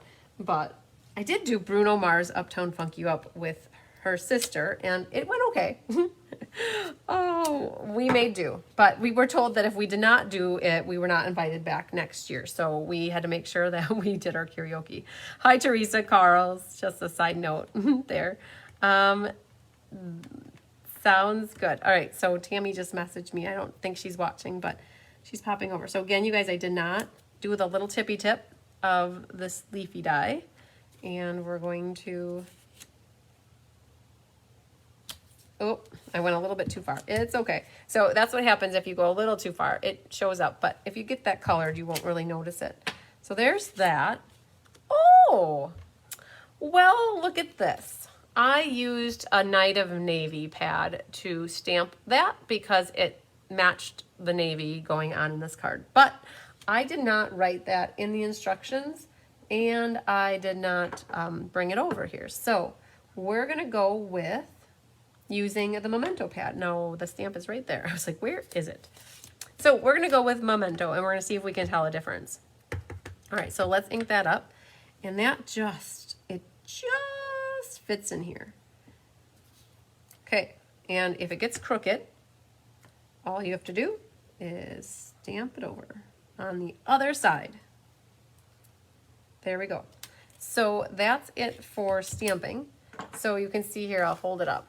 So there's the navy, in the navy, and there is the Memento, and either one will work. So, but if you're at home and you'd rather use navy and you have navy, go for the navy because it'll bring it together. And if you don't have navy, don't worry.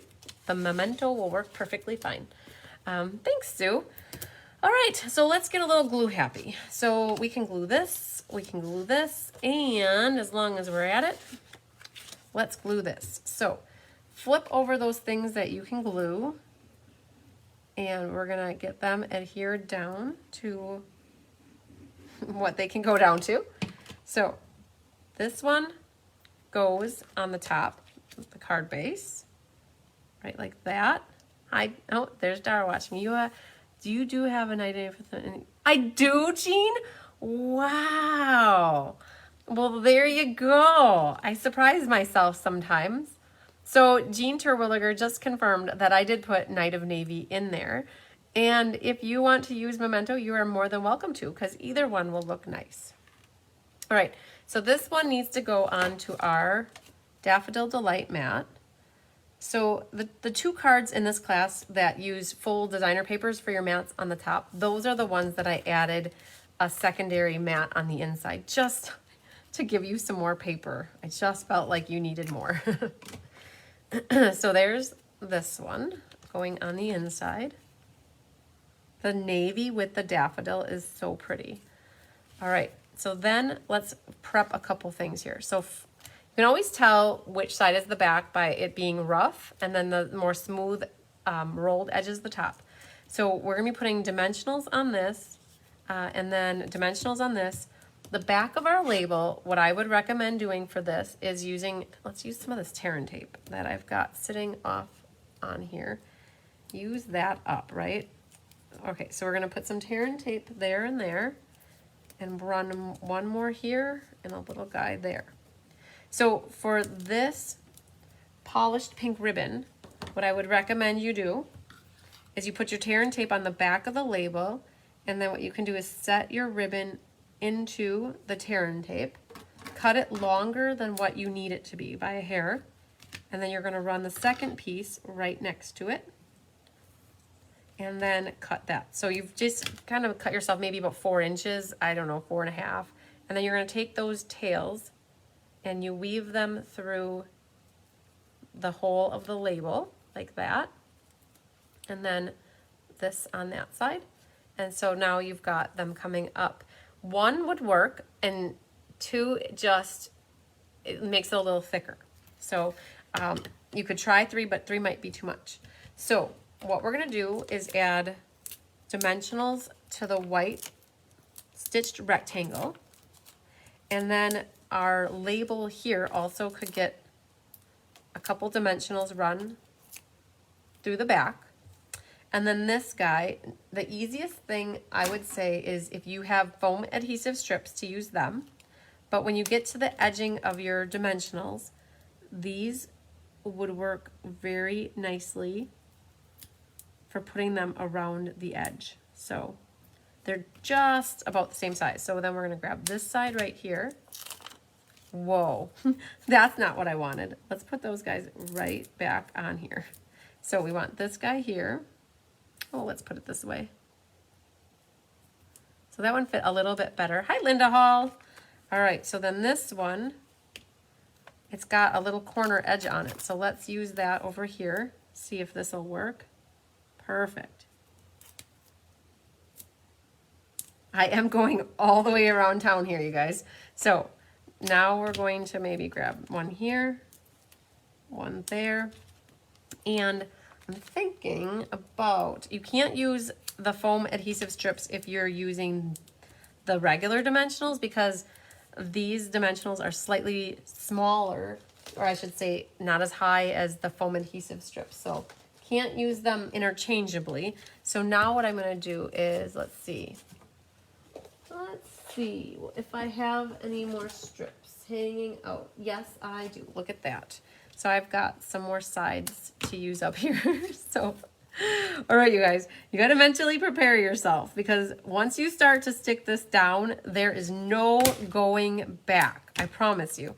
It is going to want to stick and you will rip it off if you don't have it straight. So start thinking about that, about getting your A game on here for laying the frame. So let's pick off all of our backings here and get this ready because we're going to put that down and then we're going to put the stitched rectangle, and it's really sticky. These dimensionals are not, they don't give a lot of wiggle room. So you want to get these all off. Now, if you look at your frame on here, you can kind of see it needs to go like right like that, okay? You got to get it down straight though, you guys. So I'd start on my top left and right corner, try to make sure I'm straight, and then just gently bently let it down. And just hope that you're not crooked. What I tried to do is line up my two corners, knowing that I was the same distance away from the top, and then I just went with it. This would be the perfect thing to stella your frame. So I'm just gonna run this a little bit back and forth on this. Like that. Okay. Once that's done, then now you can take and put down the, did I take any of those off? No. So the stitched rectangle, I have two old catalogs and unable to find the die cut that we are talking about in the last card with, oh, bothering Christy, could someone tell me the die cut name and number? So Carol, you gotta be a little more specific. If you could tell me which exact die cut. So if you're talking about this card right here, all the dies come from the new annual catalog. And it's specifically this die right here. That, if that's what you're talking about, it's part of the Blooming Happiness dies that are part of this bundle that we're working with tonight. If you're talking about something else, you'll have to be a little more specific on which die specifically. It was in the annual catalog. I think the pages were 108 to 109, if I'm not mistaken. So now what you've got here, I put my dimensionals right in the middle. You're going to want to not have it too close to the edge because some of those flowers get tucked underneath. And I didn't put it exactly in the middle. I have it slightly below the middle. So if you are looking at this with me, you can see I have a little bit more white space at the top than I do at the bottom. And I'm not going to push this down hard in case I need to pull it up. But once you've picked the flowers that you want, you can see here, I even picked this flower, which was the edge of the paper. That will work perfectly underneath here. Right? So you put it like that and no one will ever know that that was the edge of the paper. Now this one will look good up here. And then this one I'm going to, whoa, I was going to put that in the inside. So I've already done with my inside, but let's see here. There's a little pinky that we could put this guy like that. And then I think I'm going to put this little one the widow one right here. So you can see that they're slightly different, but whatever flowers you want to do, you go for it. I'm going to pop up this back leaf over here like that, and then I'm going to glue the other flat. So Carol, the catalog is the annual catalog, and it is the new one. The last year and this year, they look kind of identical, I'll be honest with you. They both have floweries on the front. It should, that might look cool with the leaf up over the top maybe. Let's see here. I'm going to pop this guy, the whole thing up, and then I might have it so that the leaf kind of like hangs out over the top of that. Do you see that? So it just gives it a little more depth. Carol, I'm pretty sure, if I'm not mistaken, I think you have that catalog. I could have sworn I sent it to you.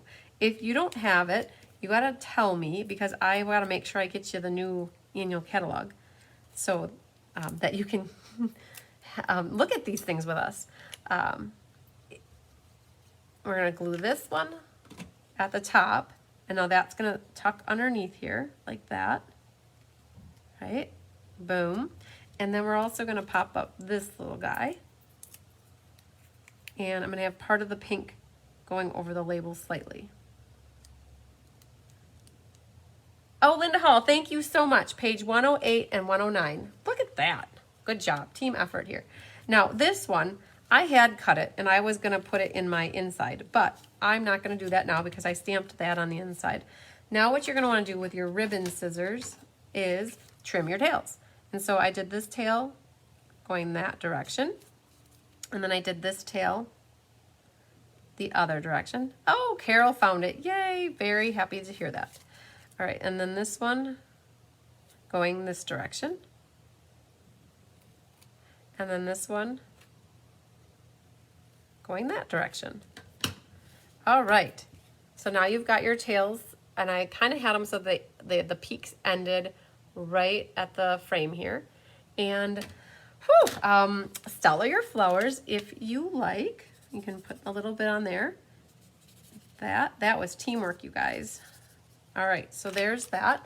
And let's get this stuff out of the way. The last thing that you would want to do then is add your polished dots. So, you know, grab your ones, and you could put yellow, pink, even some purple might even match nicely with some of the blue. It's your call, whatever you want to use. Even this lighter blue one, that would work on here because your flower, like if you chose that part of the card, you might have some of that light blue color. So loving on that floral frame, you guys.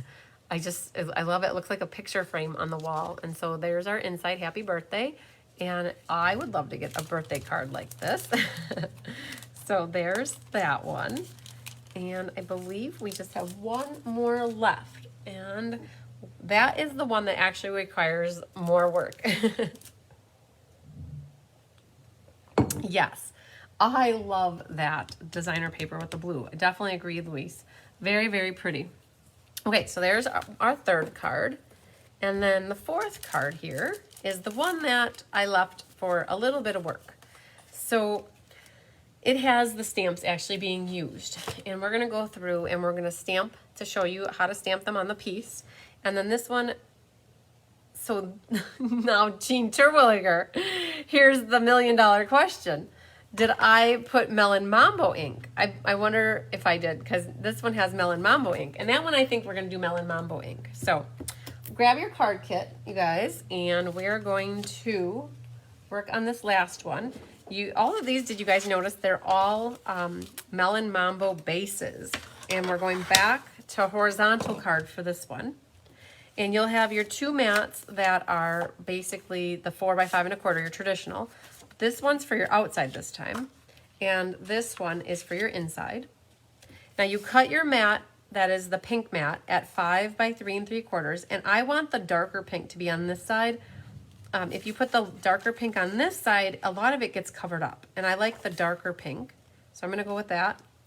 And then this is where we were talking, Carol.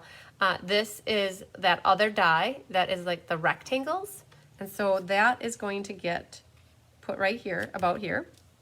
And then you guys have a piece of vellum. And in the inside of your vellum, a piece of foliage was die cut out. And that die cut comes from the dies Honey Bee Blessings or Honey Bee Home. Don't worry, this is called paper conservation. That's gonna go here and you're not gonna even see it because when you put your 2 by 3 3/4 here, it covers it right up. Perfect. So don't be afraid, like all of these actually, you could die cut pieces out of the middles of these if you want. You have a memento for this card, but your photo shows the mambo. Okay, so this is the one I was thinking in my head. We'll do the memento because that's what the PDF says, but just so you guys can see it up close, if you're at home working on this, that's what best wishes in the melon mambo looks like, which is pretty, but we'll do memento because that's what I put for the PDF. So this little label is the other one from the Waves dies, and I just showed that to you. And then you guys have a piece of white paper like this. And so we're going to, let's see here. I'm going to show you on your white page how to do that. I mean, you could see that one, but we'll actually do the stamping. So this is my guide that I made to have for helping. So we're going to grab back the piercing mat here, and you can see my magic of TV. I've already done mine. So let's see. Yep, I've done mine. So, but I'm going to still show you. We're going to grab the memento pad and we're going to stamp this flower first. Oh, Linda, you got some Melon Mambo paper today. It's going to be perfect with this. So this guy goes in this corner over here. Nobody puts baby in the corner. So that's there. And then we need that one flower. Well, we need this one, but we also need that one. So this one will go up in here. Okay. And then you need the leaf. And you can stamp that over in the corner here. You'll need it again in a second, so we're not going to clean that one quite yet, or stamp off. So then this one will go here, and then Deb, we're on the last card. We are, but we still got a little bit left. We just started our last card. So then this one will go here, and then you need another double leaf one here, and that can fit here. And if you want to, you could always do another leaf if you think you want to pull in some more green. Like if you wanted to put a little more green in, you would have room on here to do another one if you wanted, and even up there you could fit more. But all right, so then that's for that stamping. But our inside here, I've got the same thing going on. So we're gonna we've gotten good at it by now. So we're going to do a flower in the bottom corner here, and then grab your leaves, that stamp right here. And now though, you gotta kind of like clean that little tippy tail off here before you ink up, because you had it all inked up there. And we're gonna practice this one more time. One more time. I just want to celebrate. There's my karaoke for you guys. Okay, see? There we go. That's our inside. And I think we need to do our best wishes yet. So the best wishes fit perfectly on this one. So let's see where our best wishes is. Maybe it never made it out of the case.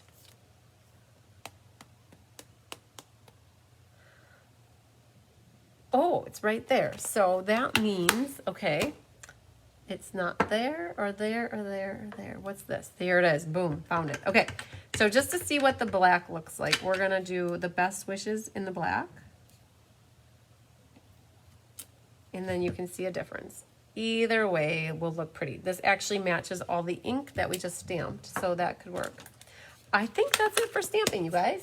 So we gave our black ink pad a workout tonight. We can now go through the process of coloring. So for you guys at home, just know that I used these blends right here, and there's, I wonder what these are. They look different. Oh, this is real red. I didn't even grab the right color. So you have a dark melon mambo and a light melon mambo. And so you could shade, let's color. Let's see if I can find my dark melon mambo. Hi, Pat Mater. You're late. You sure are. Better late than never, though, is what they say, right? Okay, so let's do a little coloring.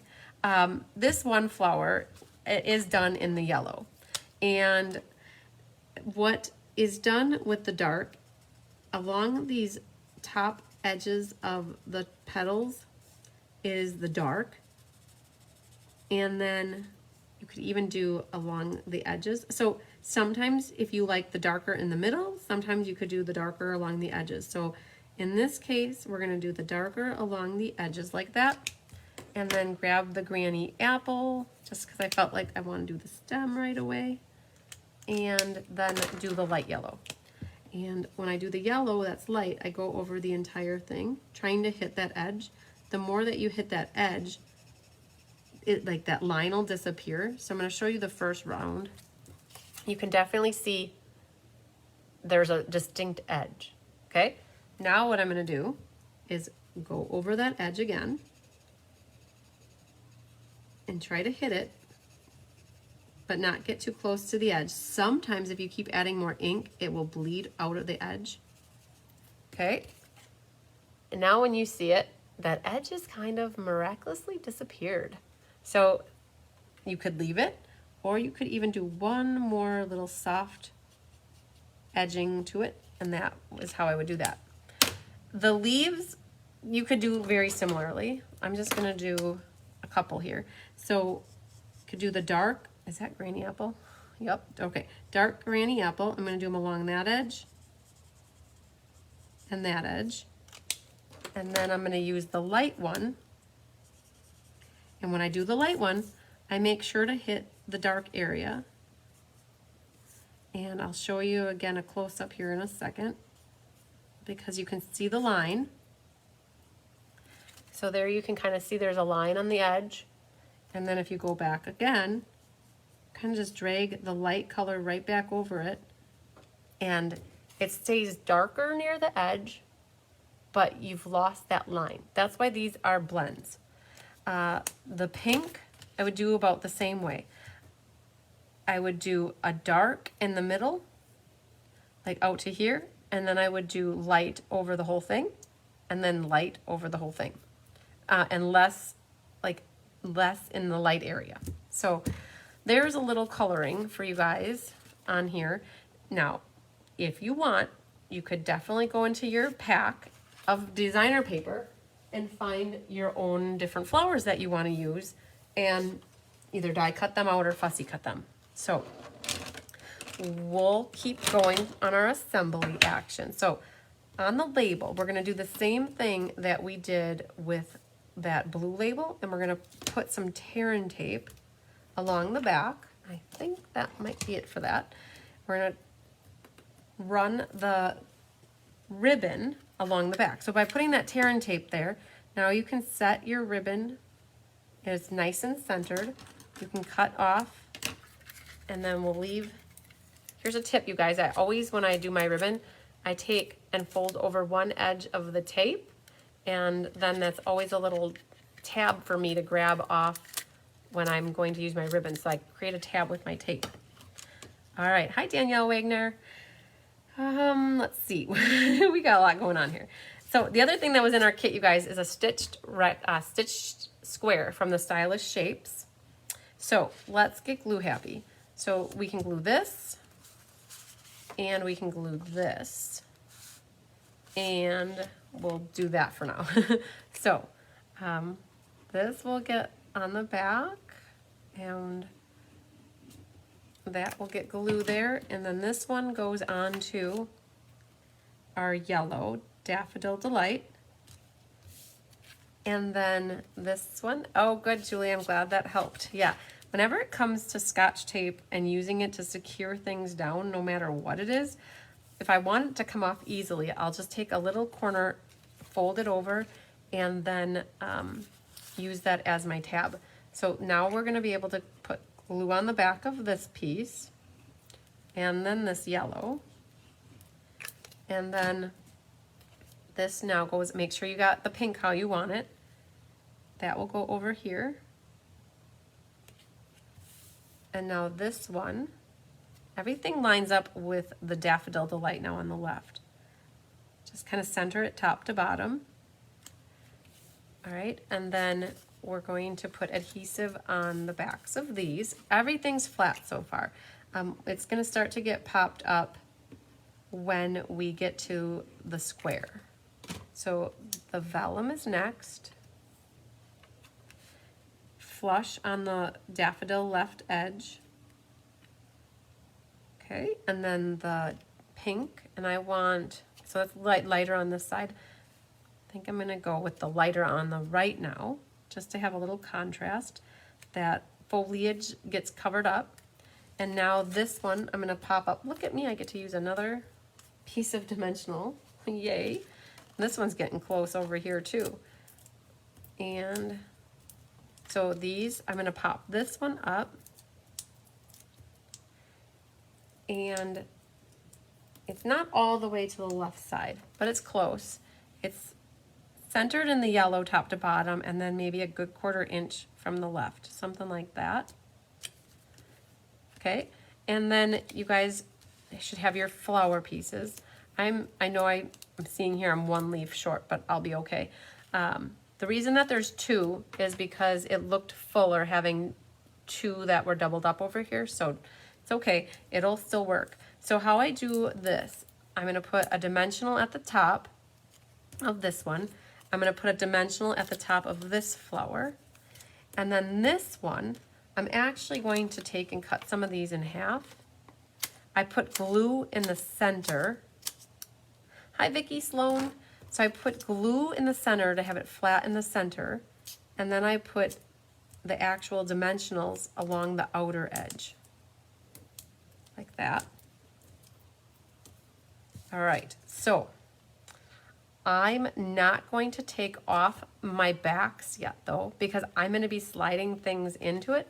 So for right now, I just want to put a little liquid glue in the middle. We'll pick off the backs as we get to them. So I'm just going to see, it's about like this. So it slightly hangs off here. It's about a 1/4 inch up high. Hi, Pauline. So I'm going to, you guys remember I didn't take off the dimensional backs yet, so that's okay. So I'm gonna get this nice and secure right here. And what we're gonna do is get this flower down first. So that's nice and snug there now. Take off the back on this one, and then you can put the liquid glue on the part that goes under the big flower. So now this gets tucked in like this. Okay. And we'll wait to pick that top one off in a second. So that's now tucked under. This one you can do is put a little bit of liquid glue on the stem there. And then I've got the dimensional at the top. And this little guy, you're just gonna have it to make it look like he's just sneaking out of there. This one now, what you can do, he's going to be hanging out. And did you notice I didn't even put any glue on him? What I'm gonna check to see is I didn't really catch any dimensional with him. So I'm actually just going to take another dimensional and I'm gonna put it right over the top of it, pick it off, and now I can pick this one off. And now that's in there. I'm not putting any more glue on him. And then there was a dimensional there. I'm just going to pick the back off. So now that one's set. So that little bit of the vellum it just adds a little bit of foliage up there. It's so cool. So now we've got this side set, but we've got to do our leaves. So now this one is going to tuck in here, and I'm going to use another 1/2 dimensional on that. If I had my small dimensionals, I would be using them, but don't feel like going and grabbing them because I can use those. So now this one's going to tuck in here like that. Okay, and then we can pull that dimensional off. That will now will go down. And then I should have 2 of these because you guys, we did stamp 2 of them. If you see here, there were 2. You're gonna color and cut out 2. So one would go here and then the other goes there. But for me, for this card, it'll still look good with just having the 1. So I'm gonna pop up that one, and then we're going to glue it flat over here, and that's going to tuck in here. And now that we have that one set, we can go ahead and pull off the dimensional back there and pull off that. And now we pretty much, I don't know if you guys, I do that quite a bit where I don't peel off the outer perimeter until I have everything stuck where I want it. Some people might try to take and attach those to the actual flower, but then it might not look proportionate wise or good on the card base. But that's how I would put that on. Now the last thing here to put on is the sentiment. So I am going to pop up, oh look, I have not many left. So this one, I think I'm going to, so you can see that's popped up there. So I want to pop this up on this side right here. But because this is up one stack, I need 2 stacks on this other side and in the middle. So let's see. I need to get some more dimensionals. Let's see what I have in my drawer here. Hang on. Oh yeah, look at this. Little scrapperonis. So let's see here. We got this piece right here. We'll put that right there. So, but we need these 2 high, right? Because our white square is already popped up. So we're just gonna run this the whole length here. It's called a double stuff. All right, so there's that. We'll pick this off, and now that'll catch right here. Actually, I'm gonna tuck it in. Wow, I got goop on me. All right, we're gonna go right. Yeah, it'll work. Okay, I was afraid I wasn't gonna have a lot of tail on the end here, but we have just enough room to trim our tail. And then this one is gonna get trimmed this way. There.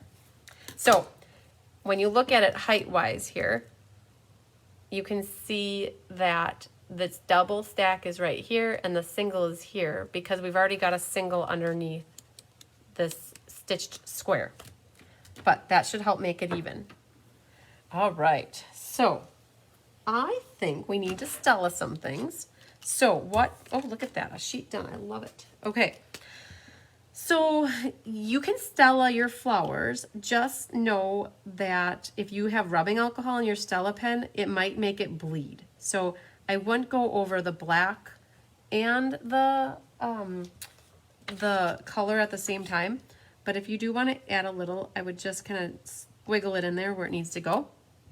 And it might alter the I'm not going to do a lot of it, but I'm going to do the edging on this. I think that would be fine. Oh, one thing Carissa taught me when we stamped together the last time is what she does. She will Stella her label first, and then she will stamp her sentiment over the top of it. And so that's how you can get Stella on your label very nicely. Oh, you guys, I forgot. This right here, I meant to do this before. We need to get this ribbon through our tails here. Hang on. So let's see if we can get this pulled up through here without wrecking it. So there's that one. And then, yes, Sandy, I caught it just before you commented. The ribbon needs to come through these holes. You are so correct. So there. Now it's better.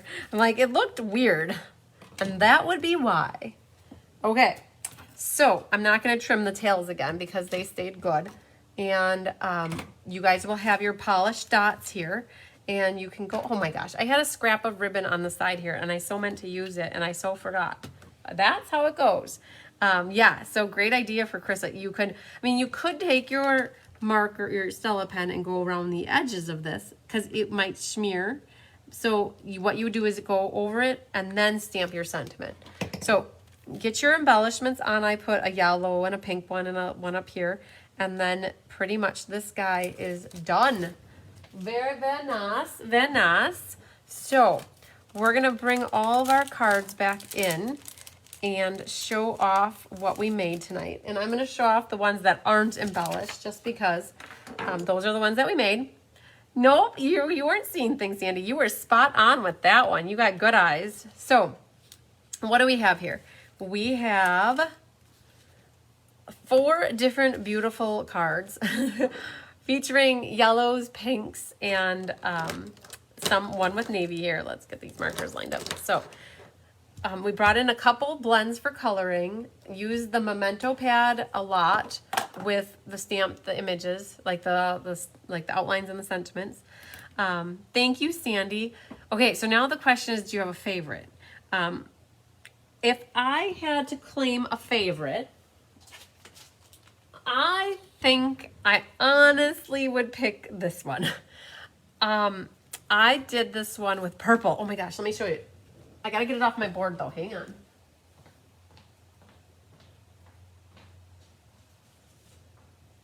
So I did this card as a swap card, but I need this paper for the July monthly class because okay, so this is the July monthly class, right? So these are what we're gonna do in a few weeks. I think it's something like maybe July in the teens.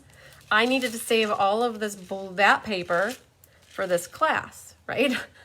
Because that's how it goes. You gotta have enough paper. So what I did is for my swap, I used the purple paper.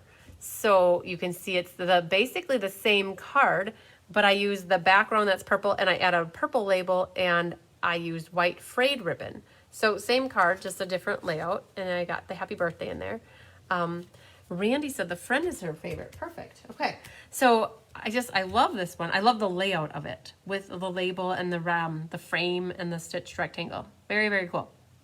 So you guys are probably wondering what Kathy likes the top right. Okay. Yes. I love that one too. I love that designer label. So you guys are probably wondering what's coming up next though, right? So the next ink, paper, scissors, it's the July ink, paper, scissors, but you guys, the way that the schedule and calendar worked out, it's actually August 1st. So it's featuring a wash and beauty. So I'm going to call it the July ink, paper, scissors, but just know it's August 1st because I'm going camping that last weekend in July, and so I had to make it that day.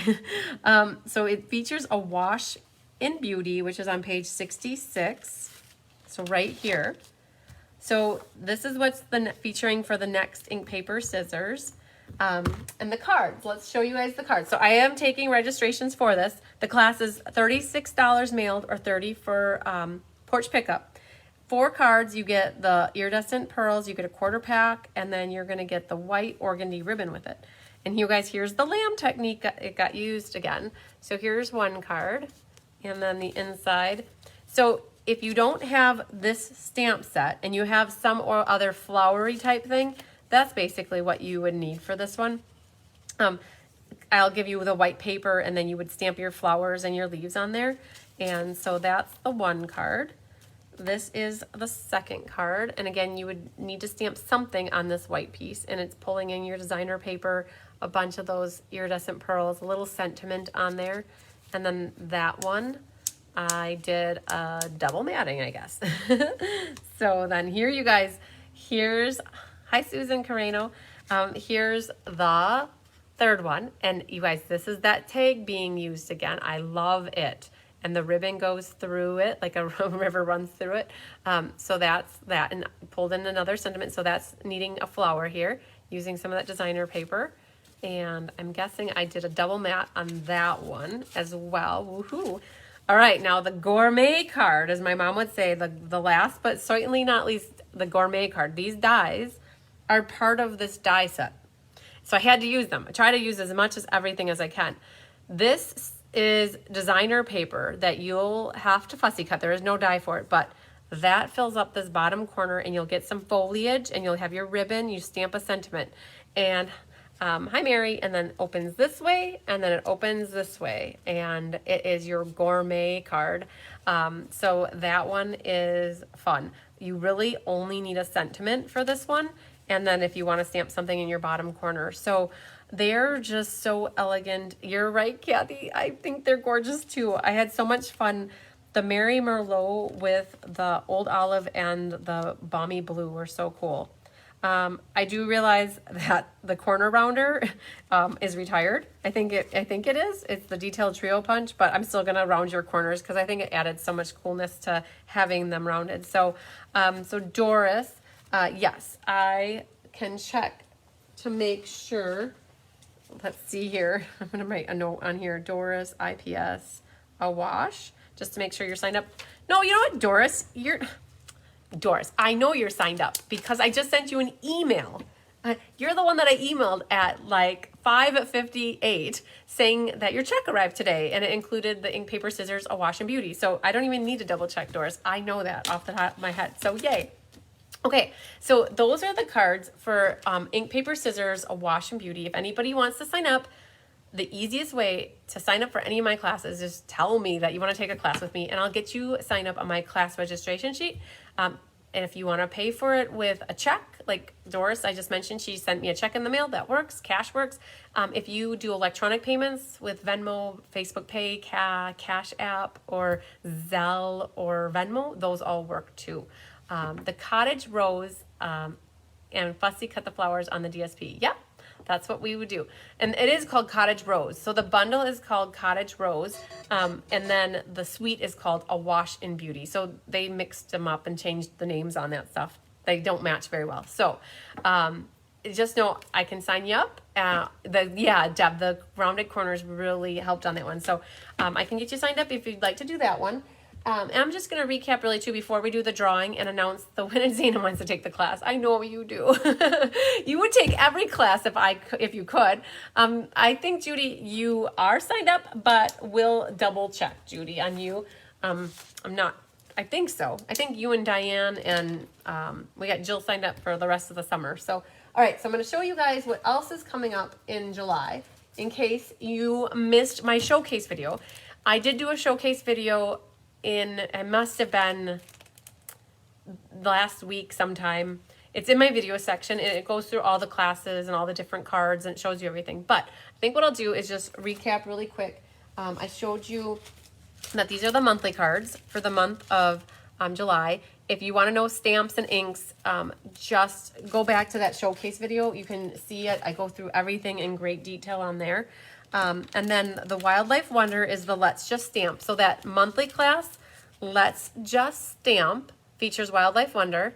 And then the Texture Chic are the ones that you can get free with a minimum order of $45 each class. And otherwise, you can pay the fee for them as well. But those are what's coming up in July. So you guys are rolling through here. So I lost my piece of paper with Judy's name, and we got Karen and Louise. I'm so sorry. You would probably take every class too if you could. Tammy, I'll make sure you get signed up. Cottage Rose is the Abigail Rose class. True Beauty is the Awash. Oh, yes. Okay. Jennifer Jones. You guys, I think you're right. I said something wrong. All these things are named so differently. Okay. So going back to this one, this is a Wash in Beauty, which is True Beauty stamps. I think I said Cottage Rose. So my bad. I had that wrong. You're right. And then what I believe Cheryl Stewart was just saying was that Abigail Rose, which is the bundle suite class. This one is the suite bundle class for August. Not to get too far ahead of you guys, but this is Abigail Rose, and the stamp set is called Cottage Rose. Yes. So this is Cottage Rose for August. Then this is a Wash in Beauty, and the stamps are called True Beauty. I had the page open in the catalog. I can't remember. I can't remember it as well. So, Sherry Martin, I'm glad that I saw you and you went up so fast, but I'll make sure you get on there too. All you guys that I'm signing your names up, I'll get you on the list and then we can figure out payment later. So let's put these back. So that was what's coming up in July. And then on top of it, Becky Rohrer, I'll get you signed up as well. The Pat Mater, you're asking about the Texture Chic class. There's two. I did this to myself again, you guys. Back in November, I had painted Christmas in a Memories and More class and as the Sweet Bundle class. It was really confusing. So for the Pat Mater, to answer your question, there's a Texture Chic Memories and More class, which is next week. That is full. But the Texture Chic Sweet Bundle class, where I just showed you the 4 cards, these 4 cards, this class has plenty of openings yet. You guys, I'm actually planning for 88. I think I have at least half as full at the moment. So Pat, this is still open. So you can still sign up for that, Pat. So Becky, I've got you signed up for the ink, paper, scissors. You can see I got your name here. Jamie, I know you would take them all. I'm pretty sure, Jamie, you're already signed up for ink, paper, scissors for a wash and beauty. Not quite sure, but I'm pretty sure you are. Yeah, so Pat, just the class is still available. So you can get signed up for that if you would like to. All right. So I have my notes for people to sign up for ink, paper, scissors.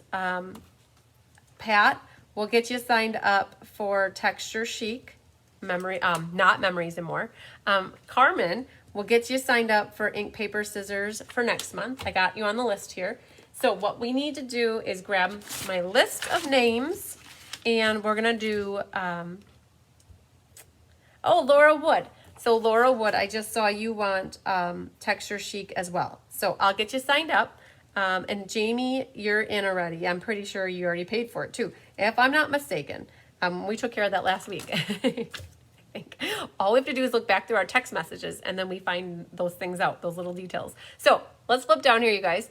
Holly Gentry, yes, you got it. We'll get you signed up for IPS as well. And Jody Storman, you guys are awesome. I'll get you signed up too. So I figured that's what you meant, huh, Jody? All right, so drum roll, you guys. All right, these are the cards from the June monthly class that I forgot to announce the winners of. I switched them around. I did Let's Just Stamp instead. So Karen Cotton, it is $36. If you want to send that on over whenever you can, I'll get you marked off paid right away. So this was our chocolate bakery shop card. Winner chicken dinner is Miss Paula Stewart. You are the lucky duck winner of this card. Paula, I don't have your address, so I will need your address to send the card. Kathy King, you betcha. We'll get you signed up as well. All right, drum roll, please. Oh, thanks, Jeannie Parker, for answering that. I appreciate it. All right, winner chicken dinner, Carla Cordes. You are the lucky duck winner of this beautiful Flowers of Friendship card that we made for the June monthly class. I have your address, so I know where to send that to. And our cute little koalas featuring Count on Me go to Nora Taylor. So Nora Taylor, you are the winner of the little cute little koalas hanging out on our tag. So those are the 3 cards that we did for the June monthly class. So again, Paula and Nora, if anybody knows those 2 lucky ladies, and if they're not watching, please let them know. And then we have here our 60 peeps that signed up for class tonight. So let's do a random number generator. So, oh, there it is. Lots of tabs. Hang on. Got to get out of Stampin' Up's website. Okay. Random number generator. So we're going to do 60. We're going to see who we get here. 1 lucky winner. 60. Ready for it? I'm going to hit generate, and we're going to get a number. Holy Moses, 59. All right, Jill Butzine, you are the lucky winner for the ink, paper, scissors door prize. I will have something for you when I see you next. And that is exciting. I don't know if Jill's ever won anything from a door prize drawing, or it's been a long, long time. So congratulations to our 3 lucky winners who won the cards from the June monthly class. And also congratulations to Jill. So I was just watching to see if anybody had anything else that came in. If you were watching this again tonight, just a reminder, if you are interested in getting the PDF, I will have that soon, by tomorrow, I'm thinking, in the store, in my online store. And I don't know, I think that I might have covered it all. So it was a good class. Oh, Anna's still watching. Yay. I hope you guys enjoyed making those cards. It was really easy to sit down with the bundle, with the paper, and with those the ribbon and the glossy dots, and just create. I could have sat there for hours and hours and just kept coming up with different like layouts for cards, but it's like I had to stop. I stopped at 4. So it was just fun sitting there. And you know, Kathy King, I would have to say, she has made me so many beautiful cards using this this product. I've got them all on display where they're all around the hive. And so she is loving on this suite. So if you guys were maybe on the fence about it, hopefully seeing the paper and seeing the glossy dots and seeing the bundle in action, hopefully it helped to put you over the edge, get you off that fence so you stop getting splinters. So, all right, you guys. Woo, you're very welcome. I'm glad you guys enjoyed it. So just a reminder, tomorrow is July 1st. It is the first day of sale-a-bration. And with a $50 order, you can get a free sale-a-bration item. You will get your name on the board, which I will start making that happen tomorrow. And on top of it, you get to pick out a free class with me. And how the free classes work is in the month that you place your order, you can pick a class from that month or the next month. So the first day of the month is always a good time to order because you can order, get a class for free from July, starting tomorrow. You can get if you order tomorrow, July 1st, you can get a class tomorrow, and a class in July or August. So how the order works, it's always the current month and the next month. And so awesome. Oh yes, it's 4th of July as well, you guys. No class for me on Monday. We have 4th of July. I hope you guys celebrate. Tyler actually got some fireworks and he's going to be taking them out to the farm. He asked me today, is it okay if the kids have fireworks? I'm like, well, that's up to their parents, but I had sparklers and I was running around when I was 5 years old with sparklers. We'll just have to make sure we have good parental guidance, right? So Linda said she's still busy coloring flowers. I love it. So yeah, so we're going to have fireworks and I ordered I got to go to Dairy Queen. I got to go pick up, it's a good thing I'm talking about this. I got to go pick up a Dairy Queen cake before they close at 9 o'clock. So I got to skedaddle over there. I ordered a sheet cake from Dairy Queen for the anniversary. My mom and dad said that they did not want any presents, but if I wanted to be in charge of the cake, I could get what I wanted. So I picked out a Dairy Queen cake because I love the crumbly, fudgy middle part of the cake. I like the vanilla ice cream with that crumble part. So I'm so happy you guys helped me remember that. Woohoo! Okay, so now I have to make sure I remember to leave in like 5 minutes to go get that. So Mo, if you're watching, give me till 9 or so to give me a call. So, all right. I gotta write this down, Dairy Queen, and circle it so when I hang up with you guys, I don't forget. So yes, yummy. So yes, Dairy Queen cake, fireworks this weekend, lots of good food. And it should be fun. You guys enjoy your 4th of July weekend, whatever you do. Hopefully you guys get some stamping in and some you time in and make something creative. I'm sure that Kelly will have the Share It Sunday scheduled for you guys so that we can still see all your beautiful creations over the weekend. So, all right. Thanks, Mitzi. Thanks, everybody. You guys, lots of sunshine, love, and hugs to you. Yay. We'll see you on Tuesday for Tip Tuesday. Lots of love. Bye.